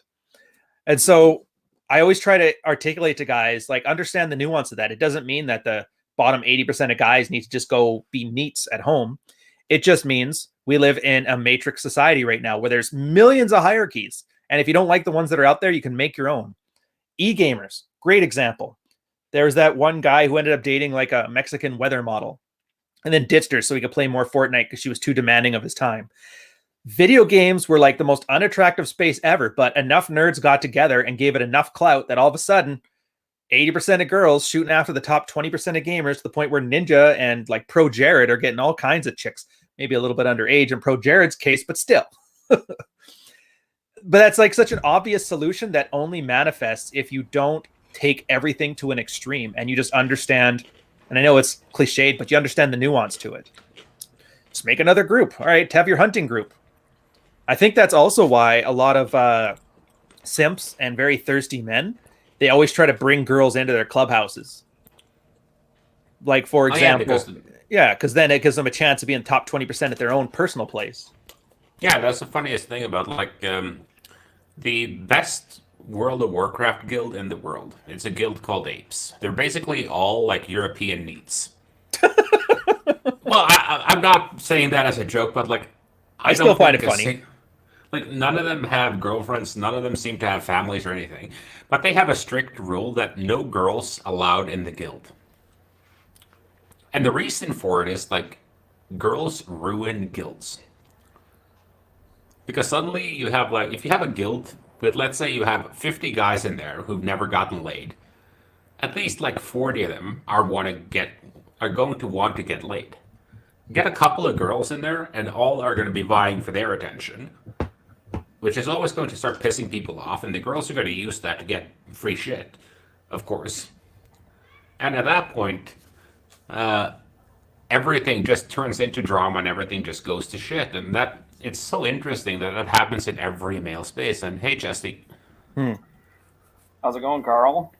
It's going good, man. I think we'd get our token Midwesterner in here since I basically just chat on the East Coast, the West Coast, and the South, so you can talk about the Midwest. I was gonna say, I heard your brow, Chesty, just furrowed in super American mode as soon as like, hey, Carl. Let me tell you, son. That's right. I mean, just because we can kill a large pizza as an average couple, in 25 minutes doesn't make us, inferior to those who eat their Pizza with a fork. oh yeah. I can't help it that the Neapolitano style gets so wet in the center from fresh mozzarella that the tip drags on the ground if you try to pick it up from the edge. But I mean, we all have our likes and dislikes, and yes, Ryan, I think you're right. The Chicago style pizza is pretty much pizza in a bread bowl. And this is coming from the country that invented Hawaiian style pizza, so I mean, take that with a grain of salt. Yeah, but I mean, a can of Dole chunks with some Canadian bacon or ham, depending on where you're from, on top of a pizza is already sacrilegious enough. Fair point.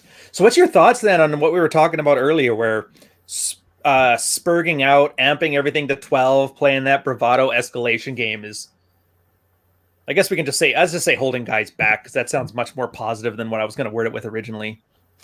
Why are these guys such bundles of sticks? Well, bundle of stick behavior gets attention. That's why.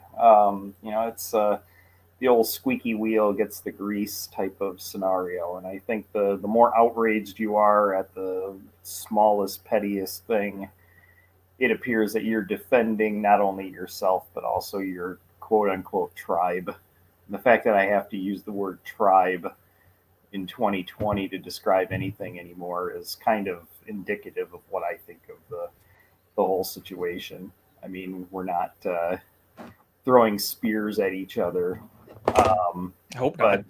Well, yeah, yet. But I mean, it's just the mentality of we got to protect our own at all costs, no matter how illogical the argument may be, because that's my guy. Not maybe the person's fallible and they made the mistake of saying dumb shit, and that's what you have to deal with at this point. But no, everything right now is hyperbole, and hyperbole has its place and it's fun. 50% of the time, if you know how to play it properly, you know how to recognize it, and you can toy with it. But some people just really are unnuanced enough not to really tell the difference between when somebody's joking and when they're serious. And that's like the uncle at Thanksgiving who plays a little too hard with the kids. All of a sudden somebody ends up getting hurt because they just don't understand any nuance to anything. Like, hey man, you're You're playing with an 8-year-old. You can't shove them down during touch football, Fred. What the fuck's wrong with you? Oh, that stuff. I thought you were talking about the Uncle Touchy phenomenon. Oh, thank God. Well, no. I'm more talking about just the uncalibrated guy who's an 8-year-old. Yeah. I mean, it's like, well, he caught it out in the flat. It's bound to happen. He's going to get his head taken off. I warned him. Okay, you're 35 years old, man. Lighten up. And that's the thing, is that people just don't know their audience a lot of times, and if they do, that's what they're looking for. They're looking for the red meat. The red meat of the red pill right now, I think, is the biggest selling point. It's single moms fucking suck, and tattoos are a red flag, and you guys are all a bunch of simps. What the fuck's wrong with you? Giving money to these e-hoes, okay, well, whatever. I mean, you can do what you want with your own money, but at the same time, it's probably better off if you don't spend it on unrequited sexual attraction for somebody thousands of miles away who doesn't know you exist, other than, when I give a donation, some button goes off and it's attached to a sex toy, and it's a ding and a buzz at the same time, or some bullshit. That's such a one-armed bandit thing too. That's oddly specific. Well, I think it's hilarious, though, that there's like a couple of different platforms that's like their whole entire business model. It's like, okay, now I've figured out how the cam system works, to where every donations, sends a pulse to the algorithm, so to speak. And I think it's hilarious, but somebody's making money, and someone's always going to make money off from the thirst of men. And to say that it's a new phenomenon now simply because it's gone online is just, naive. No, let's be honest. Like, how did you encourage men to go to war back in the Greek days? Hey, guys, if we go to war and we win, you're going to bring back like 4 wives. Pretty much. Hell, it even got so bad that you had to like Rome actually had to worry when it was peacetime for too long. They're like, these dudes are going to get a little stir crazy, a little crazy for sex, and they're going to start overthrowing shit. We better start building some aqueducts or find a new war. Yeah, or send them off into Gaul for 25 years at a time. I mean, get them on the other side of the Rubicon for a reason. Mm-hmm. I mean, the leaders included. I mean, you just want them someplace else so they won't mess with the domestic tranquility. But that's the problem we got now, though, if you think about it, because a strong back was the primary means of production in society until the Industrial Revolution, and then it's been transitioned away. It's at the point now that a strong arm, a strong back is completely detached from productivity in any sense of the word. But because we don't have enough wars to cull the men off, we're going to have a larger and larger chunk of guys who are, I guess, disenfranchised, for lack of a better word. And I kind of talked about that in my post, Is Thoughtrazone Right for You? Where because of all these prosperity choices we've made and all the freedom we've given to people to, Tinder and pick whoever you want to sleep with and whatever, that a byproduct of that is there's going to be a larger and larger group of men who are overly literal, overly autistic, overly bent on destruction, willing to rent a white van. And we've just kind of decided as a society, same way in the States, you guys agree that there's going to be a certain increase in shootings because of your decision that firearms are an inherent right. And I'm surprised not a single American has ever brought that argument up. It's like, yes, these deaths are tragic, but we find the alternative to be so distasteful, we're accepting that, and we're going to do our best to mitigate it. But nobody seems to mention that. It's always, I'm not even going to get into the gun debate. But to be honest, though, man, I mean, I think that's one of the good things that came out of COVID. I mean, it's become a lot harder to become a school shooter. If you can't go to your target range, yes, it does make it more difficult. But it's the Canadian thing, though. We just decided, all right, fine, we'll paint up a police car and we'll go door to door. Yeah, that actually Too soon? worked out pretty good. Yeah, crowdsourcing the shooting. I appreciate the effort. No, but even back when, though, if some guy were disenfranchised and ticked off enough at the school, he'd just blow up all of the boilers underneath it and end it that way. I mean, there's always going to be somebody who's motivated enough to do something crazy for whatever reason. I mean, back when people just used to write all of their manifestos out in notebooks for people to read later on, and now they just put it online. I mean, crazy people are crazy people. And when it comes to the ability to amplify the crazy by having more than one person read your stuff every day and get other people to commiserate and agree with you, you know, you end up with the Elliot Rodgers of the world. But I mean, they're always going to be out there. There's just more of them now who can communicate out of their basement, when before they only had their own thoughts and their own parents to yell at, as opposed to the rest of the world. True. And more in numbers too. Like if it's 1 in a million chances of some guy who's sexually depraved going crazy, there's 300 million Americans. As opposed to like when there was 100 million Americans, there maybe be that 100 guys out there in the 1 in a million. Now there's 300 of them. Add China that. Yeah, it's just there's a numbers game attached to it too. And then that's the problem, because we see all these examples in the same way that Twitter has one guy at 6 a.m. makes the most ridiculous tweet of the day, and now that's all that everybody talks about.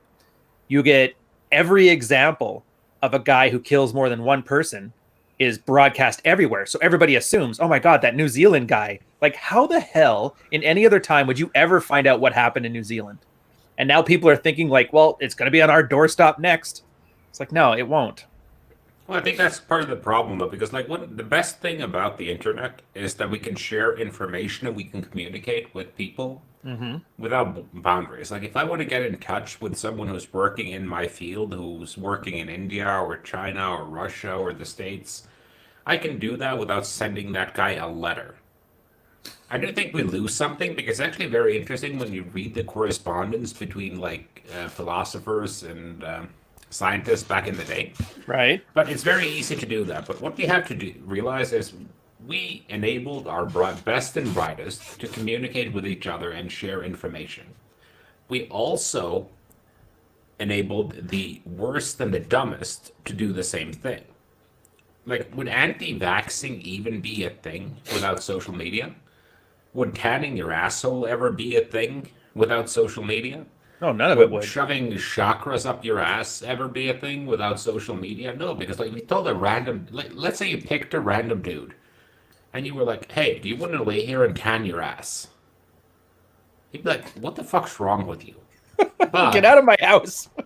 you get some dumbass influencer to be like, "Hey, I've been tanning my asshole for a month, and my T is 1100 now." You can bet your ass, and asshole for that matter, that there's at least like 10 guys dumb enough to go out on their fucking balconies in the middle of a city and just lay there to try and get some sun on their ass and a way to get high tea. So you're enabling let's say you're enabling like the 85 IQ guys to appeal to the 75 IQ guys. And there are a lot of those fuckers.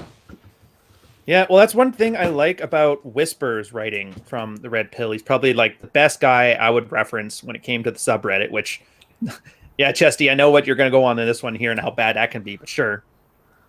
It's not so much like being red pilled, not as an identity, but just like as a thing. It's not so much what to think, it's how to think. Because there's way too much what to think. You guys need a beard, you need to grab a cabin in the woods. If you're not sleeping with 9s and 10s, you're not a man. It's always like, this is what you think. Don't worry, just trust me. And it's so weird. Everybody wants to be the new pope that way.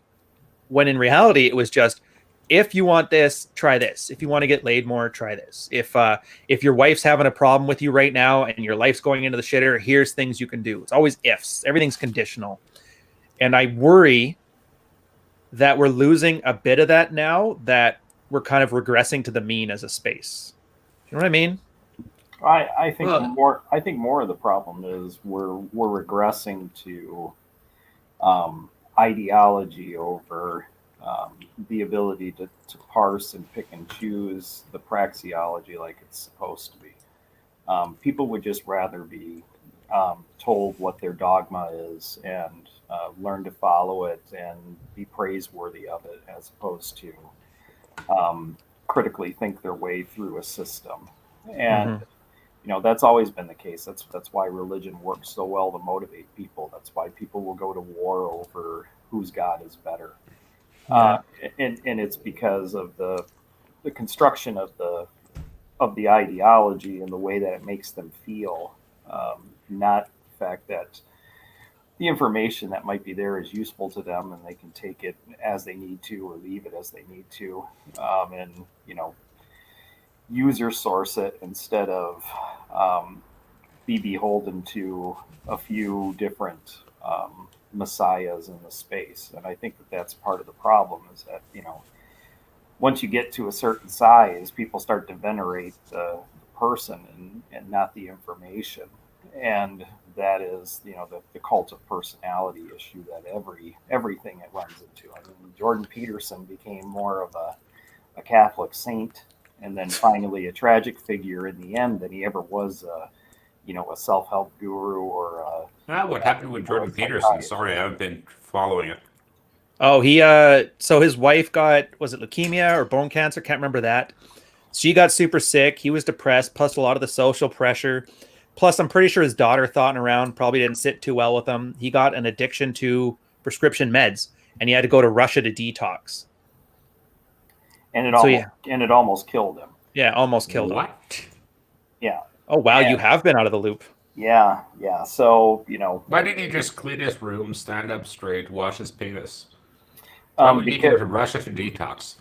Because weird little platitudes like that don't work when you're actually in a crisis, and that's what people don't understand. Is that there's more to life than letting kids skateboard. 12 simple rules. That's why my book was 15. I'm like, he was 3 short. That was the problem. That's right. Everything needs to end in multiples of 5 and 3. We all know this, Gary V. So when you see your idols fall, you either do 2 things. You either double down on the fact that they're awesome and say, it's not my fault that I was duped into believing that somebody is fallible, or you go the completely opposite route and you say, well, he was wrong all along, and this person is the exact opposite and believes opposite things, so I'll try this instead. And nobody wants to think for themselves. Yeah, and this is why I can't get too mad at the e-thoughts like sleeping on Twitch streams for hundreds of thousands of dollars either, because what's the difference between, and I know he didn't mean for it, but it kind of just like, that's the way the system is kind of designed, like you said too, Carl, where everything's kind of designed to get you in a certain thing. If you want to get popular, you're going to have to be a brand like him. But what's the difference between Jordan Peterson on a live stream telling you stuff and fighting a feminist on GQ, and a girl sleeping on her Twitch stream telling you you're a great boyfriend when you give her $1,000? It's not much. Well, to me, it's all about the action. I think I said this in this week's essay too. Like, you can rely on those people. You can use them as inspiration. Like, I'm guilty of doing that at the gym. Like, you just pound hardcore. Like, there's a playlist on Spotify with like inspirational music where you have like Arnold cursing your ass out while you're in the gym. Awesome. And like over a metal track, and yeah, you can use that as a tool to actually get yourself going. And you can use, like, if you read Jordan Peterson, and the best thing you get out of that is actually not living in a fucking pigsty like a normal fucking human, that's good for you. But yeah, like, I even agree with the Evola himself in that, yeah, try to be in shape, try to eat well, but like, let's not be on a massive dose of quote unquote TRT and then get on people for not being as jacked as you are. It's just about priorities and goal oriented, being better. Yeah, it's just have a goal and go for it and just stay with that. And accept that goal is going to change over time. I think that's that self-actualization where people keep wanting that packaged up. And I think that's where brands go wrong. Although, what do I know? I'm just a tiny ass brand myself. Because you know it too, Carl. Like, for the most part, you have to engage in it a little bit. Otherwise, you just don't get any traction. Now that I'm officially an author now, whether I'm good or not is another question, but I'm in the club. There are 4 spelling errors on page 23. Son of a bitch bastard. But the point is, people have to learn who you are. And if Hillary Clinton can get a ghostwriter to write a book, sell 2 million copies, which is arguably bad, then clearly being notable and being a brand is more important than writing the greatest book that ever lived. So I kind of understand that you have to be out there for doing some ridiculous stuff. Otherwise, nobody learns you. Hopefully, the content you put underneath that is valuable enough to make it all worthwhile. And I think that's where a lot of brands go wrong, is that they're so focused on the sizzle, they forget that you still do need a steak. So I treat it like a necessary evil, but that goes for anything. Like, girls need to know who you are, but they shouldn't know who you are because you're a giant spurg who thinks suntanning your ass is the way to high tea. Well, like my entire brand is that I call my own audience mentally challenged bundles of sticks on a regular basis. I try to get them to unfollow me and fuck off. It's like I don't even put effort into being likable, and people like that just because there are so few places where you get told the truth and where you get something that's not curated to be like a brand building thing. Like I spend like I'm pretty sure 90% of my tweets are written while drunk. I used to make this whole thing. Oh yeah, I spend a ton of time writing my essays and crafting them. But truth be told, like 98% of the shit on my blog are first drafts. I didn't even bother to run a spell check on them. Well, I do the Like, spell check, but I have to. Like, for Pete's sake, like my first book, like the funniest comment to me on that was from Illimitable Man. He's like, "Hey dude, I like your book, but you forgot to put page numbers in." Oh, dude. I spent 2 hours getting the page numbering just right on mine. Like, I literally wanted as an artistic choice to have the Roman numerals on everything before chapter 1 and then the numbers afterwards, and then space just right. I got autistic about it. But here, I bet you anything, Corey, I have a feeling to jump on Carl's thing about his being like the berating brand. Does that not sound very familiar to like a certain category of people asking questions on the Ask Married Red Pill? Oh yeah, yeah. I mean, yeah. All the wolves come out when things like that occur. I mean, everybody has to always ask a question about, am I a bundle of sticks? And, Yes, you have to ask the question. You are. Yes. Yeah. Well, the thing is too is that they always dream to be told that they are. Mm-hmm. Please call me a bundle of sticks. I've seen it so many times at the end of a first victim puke. I'm garbage. I came here. I've been reading you guys now for 8 months. I see that you're a tough love community, and I really want to get some solid feedback from you guys. So could you please? Yeah, no, I agree. It's that, and yeah, it's literally that. They put on a story, they set you up like, here's every reason that I've seen you guys berate people before. So at the very end of it, it's always, please berate me. I want that absolution because I'm not Catholic and I don't have a priest. Yes, it's literally that. Fathers of the retards on the internet being retarded. Can you please call me a retard? And that's every single first entry to that space. It's like, I want to be accepted as one of the freaks. It's like the dinner scene from the literal movie Freaks, a Todd Browning movie from the 30s. Google gobble, one of us. I just want to be accepted as as one of the people here, and that desire for acceptance is it shows immediately that the guy doesn't have any frame at all. And that 90% of the time, his first entry to anything that's written there has everything to do with the woman in his life and nothing to do about himself. She this and she that, and her parents and her preferences. And you finally get to the end, it says, now what's wrong with me? And the first thing you say to him is, well, I don't know anything about you, but I know everything about your wife. Can you get her on the phone? I love how Wine More Please actually made that a rule. Like, if you put too many she statements in your post, you're banned. Well, the thing is, as someone who's not too familiar with the Married Red Pill, because, like, honestly, I can't afford that much soul off to actually read through that shit. Mm-hmm. It just strikes me as one of those same cases with like, I get these like when I had my DMs open, I've since closed them. I'd get these like page-long sob stories, and some guy just wants validation for making all the wrong choices. Like, please tell me I'm doing this, and please tell me I'm doing the right thing. And if they want that, well, they shouldn't PM me, especially not at 3 o'clock in the morning on a Friday. But it just comes back to the being normal thing. It's like they're doing the normal thing, but the normal thing is not the right thing for them to do in that context. Yeah, it'll get you And detoxed in a Russian clinic. Yeah. if you're And lucky, I mean, any girl could end up, just yeah, eating meat of various varieties on various live streams, looking like a goth yeah. slut. But no slut shaming here, by the way. I love sluts. Yeah, I think that really leads into the 15-minute home stretch conclusion that what most people believe is normal now is entirely abnormal.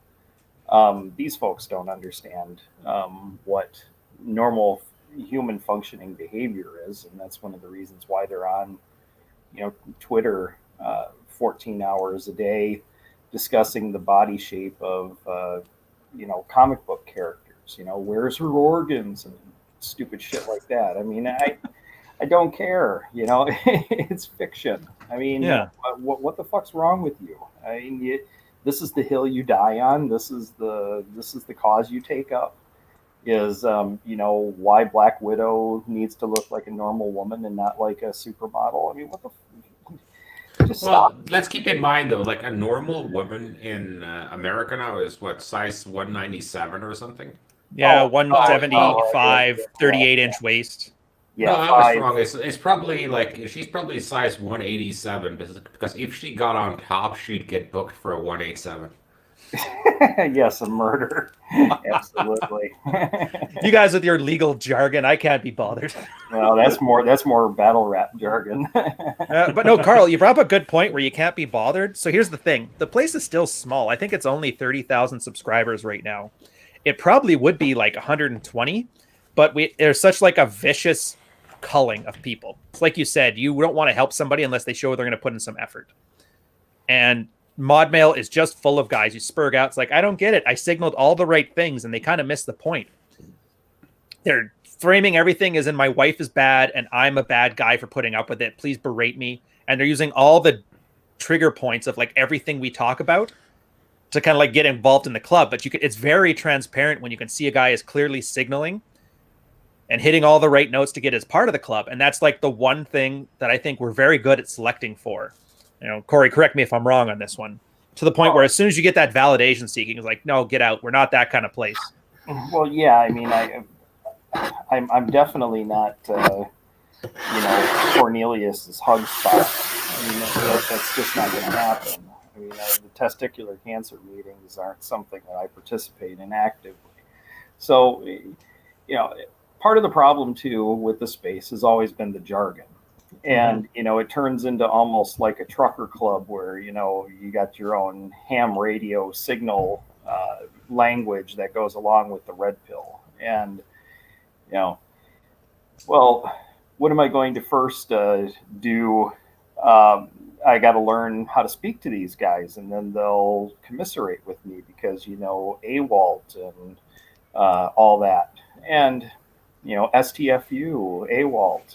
So how am I doing, guys? Well, I don't know. Did you have to shut the fuck up in that situation? And are all women really like that? I mean, I don't really understand how this all fits together. Do you understand how it fits together? If you can't explain it to me in normal terms, when some bunch of randos online are trying to help you, then obviously you don't understand what we're doing here. We're not creating a Clubhouse, a He-Man woman haters club that has all of its own goofy jargon for the purposes of stay out ladies. I mean, that's not the point. The point is to fix the individual. It's not to heighten the numbers. I mean, I get more upset as I see the numbers of these subreddits grow more and more because it means that nobody is getting better and leaving.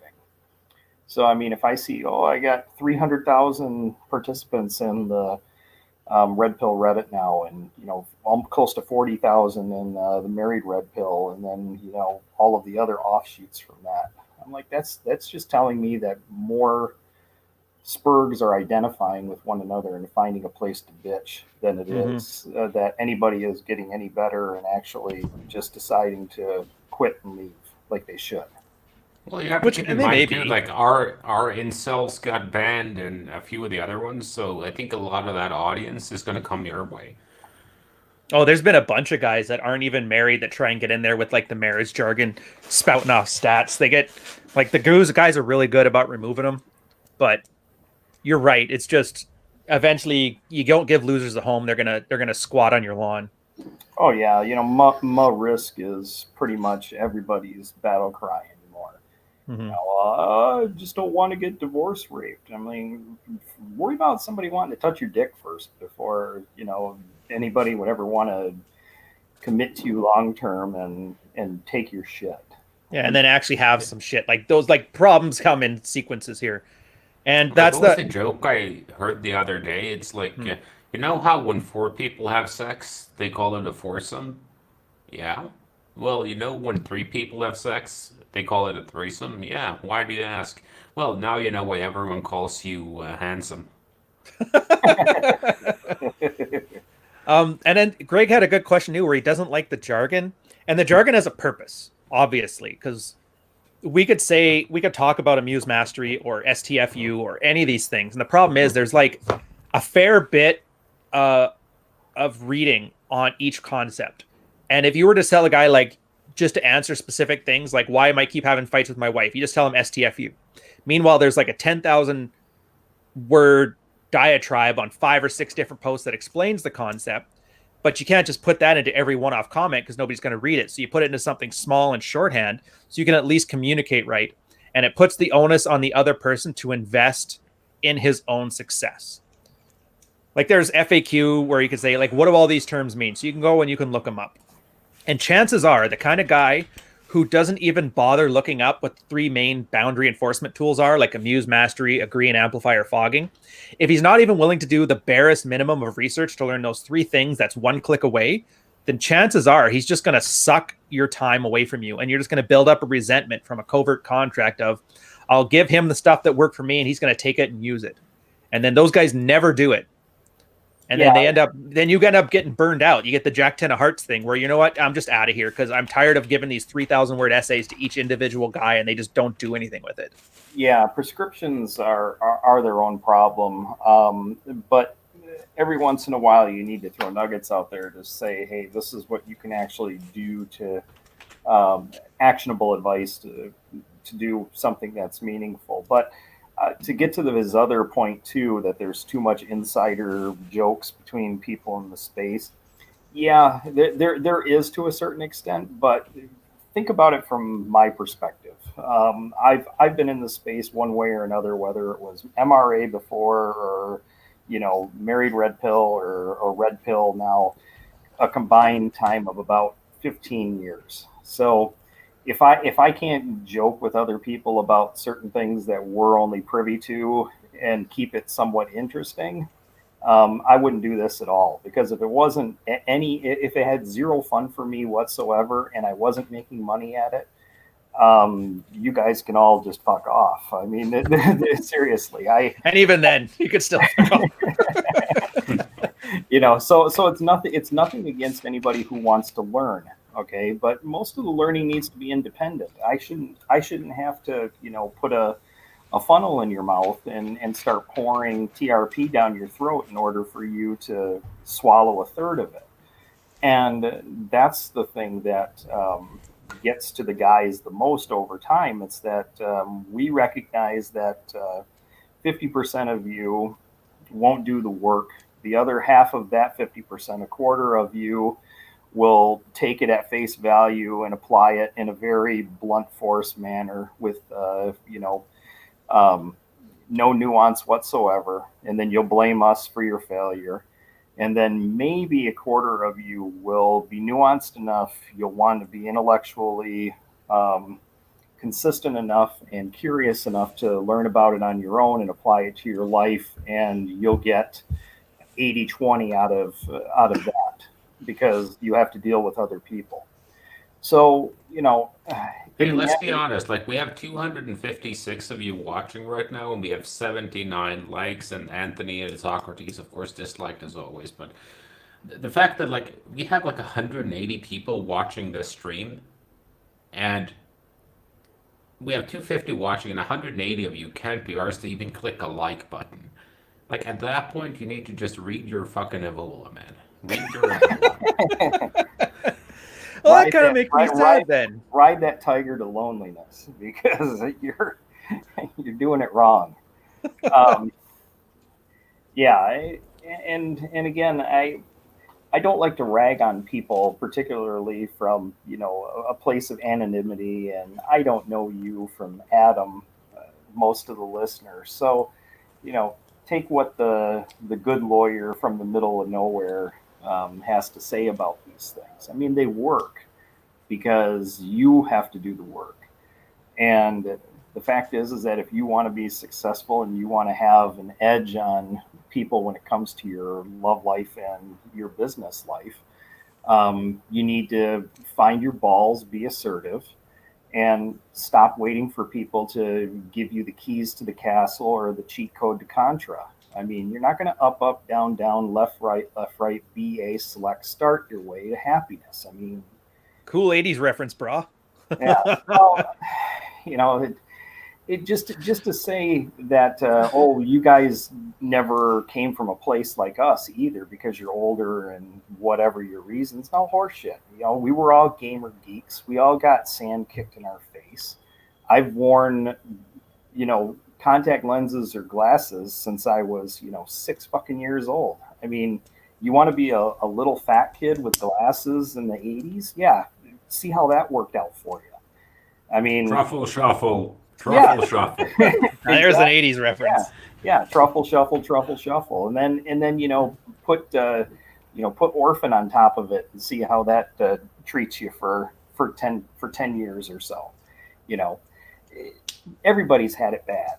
Okay. And to say that, you know, in this time where you have the most amount of technology, the most amount of information at your fingertips to improve yourself and to get educated as to what you can apply to your life, and then you don't fucking do it, I don't have any sympathy for you. I don't. You know, do the work, or just, you know, watch for shits and giggles. And if you watch long enough, you'll start to get some of the inside jokes, and you can laugh along. But if it's not something you're interested in learning, well, then good. You know, go to the book lists, figure out what it is that you need to work on. There's plenty of really good reading out there. Sit yourself down in a dark room, read an hour a day, lift an hour a day, fix your fucking diet, make some fucking money, you know, and then you won't have to listen to us crack jokes about professional wrestling anymore. Yeah. And dude, yeah, everybody acts too like none of us went through that. I still remember Bogey D6 started like the same week as me, and we like trudged through that stuff, same as you, same as everybody. But when he had to start reading just Glover's work, basic bare minimum stuff, and he was a successful guy by any metric. Like, I could tell you guys stories. I won't really bruise his anonymity, but like, yeah, he's a superhero. He's in the oil and gas industry at a very, very high place, and you know, he doesn't need to do jack shit at this point. He fixed the fact that his wife didn't like the fact that he wasn't around so much. Yeah. And he's fine now. And he still contributes back to the community. He doesn't have to do any of that. Yeah, but he did. I mean, at first he used to have to go and drive in the middle of a Walmart parking lot, put a candle on the dashboard of his truck, and read Glover's work. Like, you're having to hide from your own house just to get some quiet time, to get some knowledge in. And like I said, this is also the guy during the Texas floods. Like, he was part of that, what do they call that? The Navy, the Texas Navy, that was pulling people out of their houses when they were all drowning. Yeah, the Redneck Riviera Navy there, yeah. That's the one. So yeah, that's just it. A lot of these guys that complain that, oh, I'll never get a girl, I'm just a NEET, I'll never be anything. It's like, dude, guys who are something have these same problems. The only difference is they've worked too damn hard to give up on all of the stuff that they already built up. So they're just like, you know what, this is just one more thing I got to crush. And so help me Ex-wife God. fucking stabbed me, man. Or in my or in my case, it was simply I've been able to solve every problem in my life that I've had up to this point through sheer determination or just being fucking smart. Mm-hmm. And the fact that I couldn't look past something as simple as, hey, maybe loyalty and vows don't necessarily produce the absolute results that you want, and that people are still human and they get turned on or turned off by somebody's appearance. Fuck that, Sorry about that. And having to learn that and having to make the realization that there is nothing unconditional. There are no vows that will be, taken at 100% from anybody. I never had any infidelity or anything like that in my relationship, but I had, people telling my wife, "Hey, man, he looks like he's on his decline. You're still young and fresh. You should get the fuck out of there and get with somebody else." I had to learn a lot about human nature because I had forgotten, or I had gotten to a place of success where I thought that the rules didn't apply to me anymore, and that's never the case. The rules always apply to you. Be attractive, don't be unattractive. If you're an asshole and you're fat, people aren't going to like you. And at that point in time, I was both. So what do you expect from those around you? You can't get flies with honey. You can't force people to like you. You can't command respect. You have to earn it all the time. Yep. And it's the same with this space. That's why everybody always has issues with the way that their idols end up looking when they're finally revealed. And that's another problem. I like your argument. I really think that what you're saying is probably applicable to me, but I've seen you, so I don't think that you actually practice what you preach. Something. Well, to be honest, though, my accountant is broke as shit, but he's still very good at doing my books. So he was literally showing receipts. No, but it's just like you have like this. It's a weird thing because like I can't stand like the college people who've worked in like the public sector or educational sector all their lives. Guilty as charged. Because they're not very rarely practical people. Very often they have the right ideas, but they never tried applying them. At the same time, you get that like kind of street smartness where someone has tried something 100,000 times and he's found a model that works, but they can't really explain why it worked. And you kind of need the symbiosis of those two to be able to do something and also figure out why did this work? And then how can I teach other people to make it work for them? And I think that's the biggest like issue for me with like this whole red pill shit is that it's a general praxeology, but it has to be applied on an individual basis. Because it always has to be somewhat tailored to your specific circumstances. Like, if you're married with 2 kids, and you're somewhere in fucking India, that's different from being single, no kids, in LA. Or, you're like the hot dude, you are the high school quarterback, in your small fucking Midwestern town, but you fucked up your school grade, so now you're suddenly working at a gas station making not even minimum wage, and you're smoking crystal meth on the weekends. Like, how can we get that guy back to bang cheerleaders? It's all on a per case basis, and that's why I hate. Hate is a strong word. That's why I think this whole one size fits all model is just wrong. If someone tells you that, hey, I can fix all of your problems in these 4 simple steps, just DM me, he's probably a scam artist. And probably. That was kind of the topic I had this week too, was just like, I'm getting very, very tired of dealing with these people because I could sit here right now and I could call out 80 fucking accounts in the space that are scam artists. Mm-hmm. It's less work to call out the accounts that aren't scam artists, that aren't derivative. Like, by derivative, I mean they're just basically taking someone else's work and presenting it with their twist on it. So that's most of us, I think. And it just becomes exhausting when you're in that kind of space. And I don't know. Most of the time, I just want to take a weed whacker and just start going to town on these fuckers. Oh, it'd be fun, but that's the problem then, because we did that for a while there. We're like, this guy's trash, this guy's trash. Here's objectively why he's trash, and then nobody listens. So we're like, all right, fine, do what you do. We'll see you in 12 months. And then sure enough, everybody's like, hey, did you know this guy's trash? We're like, yeah. Ask me how I know. Well, it's not even that, Ryan. It's the magnifying glass out in the sun effect. I mean, you try to trash them. You shine a magnifying glass on all of their minor imperfections, or in many cases major imperfections, and then the sun comes in behind you and sets that entire trash fire, the garbage pile on fire, and they get all kinds of free publicity from being called a fucking idiot.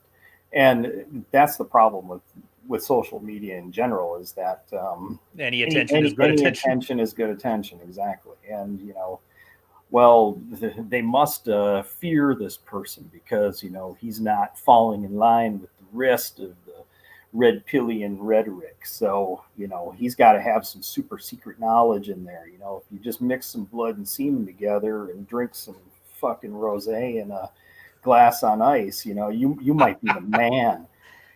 Because he's been telling us for years that the godfather of this space is wrong, and maybe he's right, because they always attack him in sideways ways, and no, man, you're a fucking joke. That's why we attack you. It's not because you're special. You're a fucking idiot.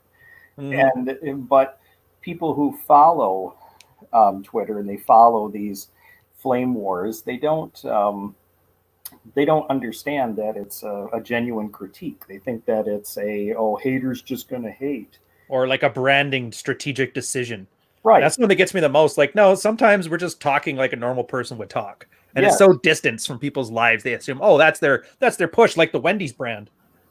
Oh yeah. The Wendy's Twitter account is fantastic, though. If you've never popped in there every once in a while to read some of the tweets, they're really a guy, but I think the major issue though is that what happens is, like, you go off on someone and you're like, this is why this person is, well, not this person, but this is why this content that this person produces trash. You start the garbage fire. Then the other person who wrote the trash content is like, yeah, they're only going after me because I have secret knowledge. I have the keys to the castle. Buy my $397 course. But to be honest, though, if you want to figure out who all the scam artists in the Manosphere are, you can buy my course. It's $497. It'll be out later this month. You joke? I bet you'd get a dozen sales out of it with a guy your size.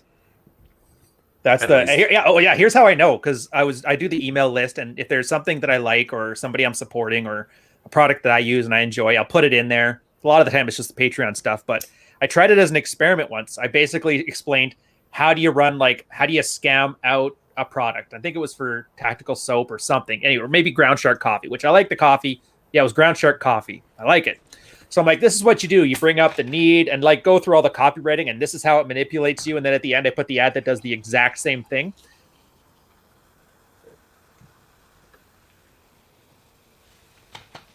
Who the fuck I was? I was just the guy that was holding Rolo's balls for him on this live stream. So it's weird in that sense that it's like makeup. It works even if you know it's there, which tells me that it's never going to go away. Mm-hmm. The guys who did it unashamedly are probably going to do better off than you think. And there's nothing you can do about that other than take the parts of it that you can live with ethically, and then make sure you provide enough value that it's worth the other person's time. Like, it's basically like a metaphor for the married red pill in general. It's the most beneficial bait and switch for men ever. They come here because you're like, how do I screw my wife? And then you have them leave with some self-actualization. Slip it in the back end. Well, to be honest, like, that's why I've never, like, I was thinking about making this my main source of income for a while and seeing if I could do that. Mm-hmm. But I decided against that because, like, I'm a consummate professional at everything I do, and it's just not professional to call your customers retarded faggots. And I would miss doing that too much. You'd really think, wouldn't you? A lot of times I think these guys have a very masochistic streak to them. A bunch of them. They let Yeah, they like ball busting that. literally and figuratively. I mean, there's their women in their lives walk all over them. Their bosses walk all over them. Why wouldn't their guru tell them they're a piece of shit? I mean, it's very consistent behavior coming from a certain mindset. The And beat me and buy me flowers business model. yeah, pretty much. I mean, guys, you're terrible. You don't know what you're doing. And then at the end of the video, I love you. What the fuck is wrong with you people? I love that splash of cold water comment you throw in there. I don't know why, but that really hits me like right here every time. Nice warmth. yeah. I mean, but that's the way that a lot of these guys behave. It's very manipulative. It's very cultish. It's more about the personalities and the delivery than it is about the information for a lot of people. It's like, well, you don't look like you can get laid, so I don't believe your words about game. Or you look too good. And because of that, everything you say about game is irrelevant because it's all about, looks max, your height and your jaw and your nose and your hair. Oh, dude, next week is going to be awesome. S-Curve Much is going to come on. We're going to talk about that. Oh, that's great. That's great. Who? He's like basically another Chesty or another me. Awesome guy, though. Yeah. He goes by the way, one more, please. Can you please change your Abby? Because, the family Alpha went and ruined Acton on Verba for all eternity. Yeah. Unfortunately, did you see that he's going to start writing by his real name now? Still authentically. Still authentic. His wife was behind it. His wife was behind it, yeah. Yeah, I think his father-in-law too, so he can get that fucking shed done finally. But the thing is, not to talk shit on Hunter because I like Hunter or insert his real name that I know. But at the same time, though, I find it kind of ironic. Your slogan is Acton and Verba. You're all about action, but it takes you fucking 6 weeks to put up 3 sheets of fucking drywall. Yeah, yeah. No, we understand that, and and the only reason why Winemore does it is because he's probably the lead mod at this point of the Married Red Pill, and that's always been the slogan of the space. Which is funny because he hates it more than anybody. He hates the people in there. He hates the space. His moderation duties consist of him laughing at people's misfortune and then berating them when they try to ask, why are you being so mean about it, bro? It's damn savage. Yeah, so basically he's like the me of the Married Red Pill. Yeah, that's why I'm saying you could make it a business model because he's well liked. Yeah, I have to drop by the Red Pill Reddit one of these days, man. I mean, I'm pretty sure the jackboots are marching through there on a daily basis. Oh, dude, no, TRP.red is where the real jackbootery is. Dude, I just have to go in there and say hi, and I can bring out the Spurg hurdle. It's just amazing. I don't know how it happened, but the Avola crowd just cannot stand me. I will say, though, Ryan Shecklestone is still my favorite fucking nickname, and those pictures, man. It's starting to grow on me a little bit. and it's so hilarious, too, because, I mean, you could do a DNA test on Ryan, and I actually think that every enemy of the Jews might be there, but none of the Jews. Most likely. Dude, I'm a West Coaster. There's no Jewish people west of Winnipeg. I didn't even meet one of the chosen people until I was 32. And then I'm still in that novelty phase where I'm asking about all the holidays and why do you wear this and can you eat this on this day? It's at the point, it's like a child who first learned about space. And did you guys know? Did you guys know they had to leave Egypt? Did you know there was frogs? It's absolutely ridiculous to watch me go at it. So there's a good question here, though. Why do some guys have femdom SM desires? I mean, the guys I know who are mostly into that are guys who are in really, really, well, they're coming 2 categories, but they're the guys who are really, really high-powered jobs who are used to holding all the responsibility, who find it liberating to have someone else call them a dog. They get all the respect, the adulation, they call the shots all day, they do everything, and just being able to relax and not have any responsibility. It's kind of like when Hunter had Stedman on, and Stedman led a course with his what is the fraternity of whatnot. Excellence. Excellence. Fraternity of And excellence. then there are the other guys who just kind of they want to be told their shit because it actually reinforces their self-image. And What a having someone horrible thing actually to be have honest too. with them, well, having someone be honest with them because like let's be honest, like no one tells you off if you're being shit unless they absolutely fucking have to. Like if you're a miserable alcoholic, no one's going to tell you that you're a miserable alcoholic and you need to stop drinking until they are absolutely have to. People hate having to give bad news. Yeah. Well, dude, People that's how hate giving out the Palenchuk truth. wrote Fight Club. Did you ever hear that story of what inspired him to write it? No. He was at a camp, like a campsite and somewhere in the West Coast anyway, and he wanted to tell these guys to keep their music down on the next campsite, and the guy punched him out. So he went to work the next day, and people refused to acknowledge he had these two black eyes and a bloody nose because that would involve like humanizing the situation. And so he thought it was so interesting that people would avoid this very obvious thing, and that's what inspired him to write the book. And that's exactly what you're describing. People so worried about human engagement or conflict that they'll just ignore things that are plainly obvious. Yeah, I think too the issue of the relinquishing control aspect is correct, Carl. There's also, I think too, sometimes people don't understand that life isn't transactional, and that if somebody tells them to give them something and it brings another person joy, that's enough for them. That's also, you know, taking the sacrificial mindset to the nth degree. And these FinDom guys are the ones that I find the most amazing. You know, a woman gets online and tells them, "You will send me half of your paycheck this week, pay pig," or, you know, "I won't show you the soles of my feet." You know, good on them for figuring out that there's a psychological malady out there that causes some men just to give all their money to people who tell them that they're horrible. I will say though, I love the women who are like that because it's really nice to have a chick who's like, you can treat her like crap and do whatever you want to her, and she appreciates it. Yeah. I mean, if you enjoy watching other people give themselves up like that, then yeah, I can see that. Personally, I don't. I don't enjoy seeing somebody degrade themselves intentionally to try and please me. That doesn't do it for me. Yeah. Ah, come on, man. You're a lawyer. We all know that's a lie. No, it's true. I would rather break you down and make you cry than you just cry because you think it'll please me. Yeah, Um, it's like you remember when kids do something and they fall and they slip and they fall and it's hilarious, and then they start just doing it over and over again, trying to get some more laughs, and it just doesn't work. I think it's like that.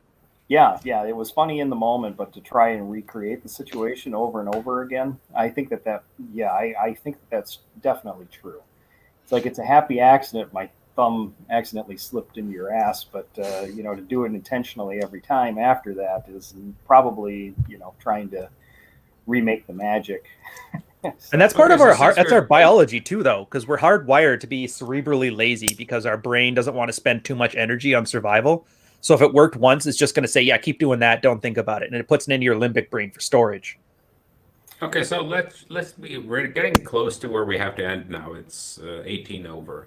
Oh yeah, yeah, But okay, so a good thing to end on. Who do you guys think is the most likely guy in the sphere to be into femdom shit?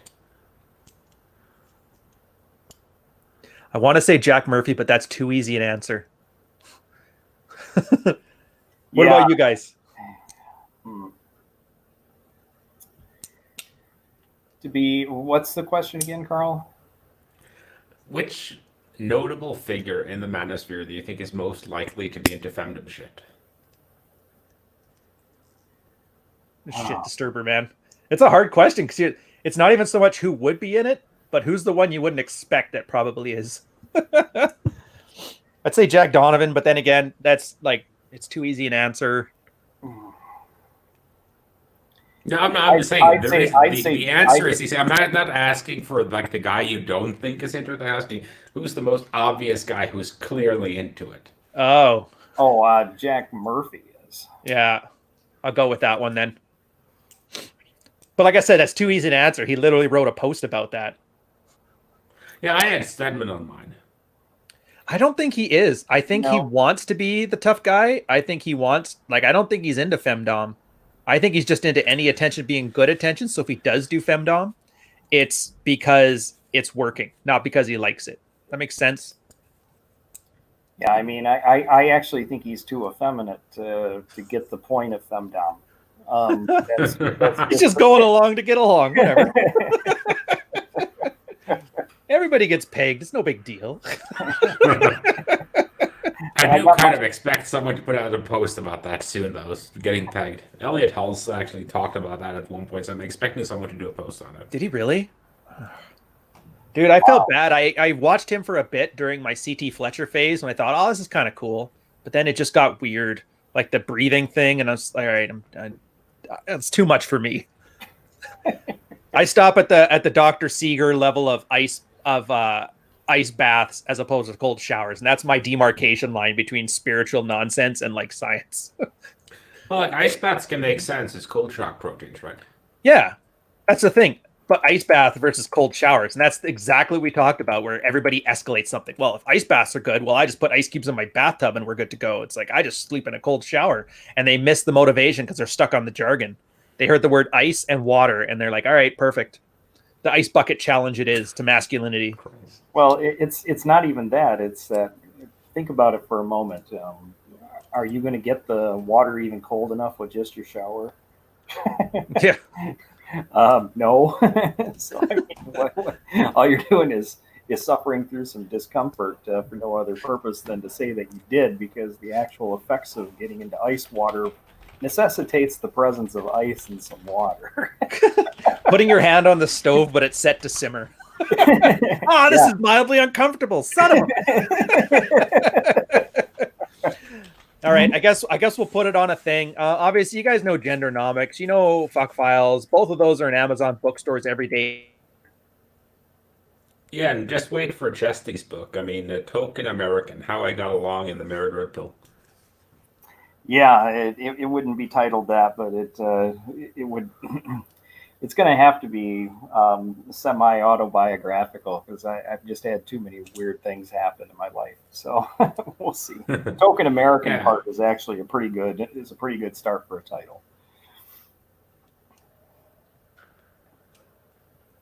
Yeah, is Ryan? Did they lag out, or did they just leave on us? No, I think he glitched, but so we'll end his show for him. And everybody who wants to watch the pros in action, you got 8 minutes to get over to, I think, Rollo's channel today. So yeah, it's Rollo's channel today, and I'm going to be on there too for a bit. So we'll see what happens. Hopefully, we can keep up. I've been day drinking for like 5 hours now, so I'm just going to keep it going. Yeah. I mean, the topics lately have all been very, I don't know. But just enjoy yourself as much as you can. I'll turn the chat off and watch for a bit, and then maybe take a nap. The chat is my favorite part, man. I'll see the chat and any more and Rule Zero's kind of grating on me. But anyway, it's different strokes for different folks. Okay, so to end this show here, Ryan went ahead and spurged out, so please don't do that, and please be normal, and please don't spurg out on the rest of us, and watch the show. That's right. Don't hit women and kids. Take it easy. Unless they deserve it. Have a good one.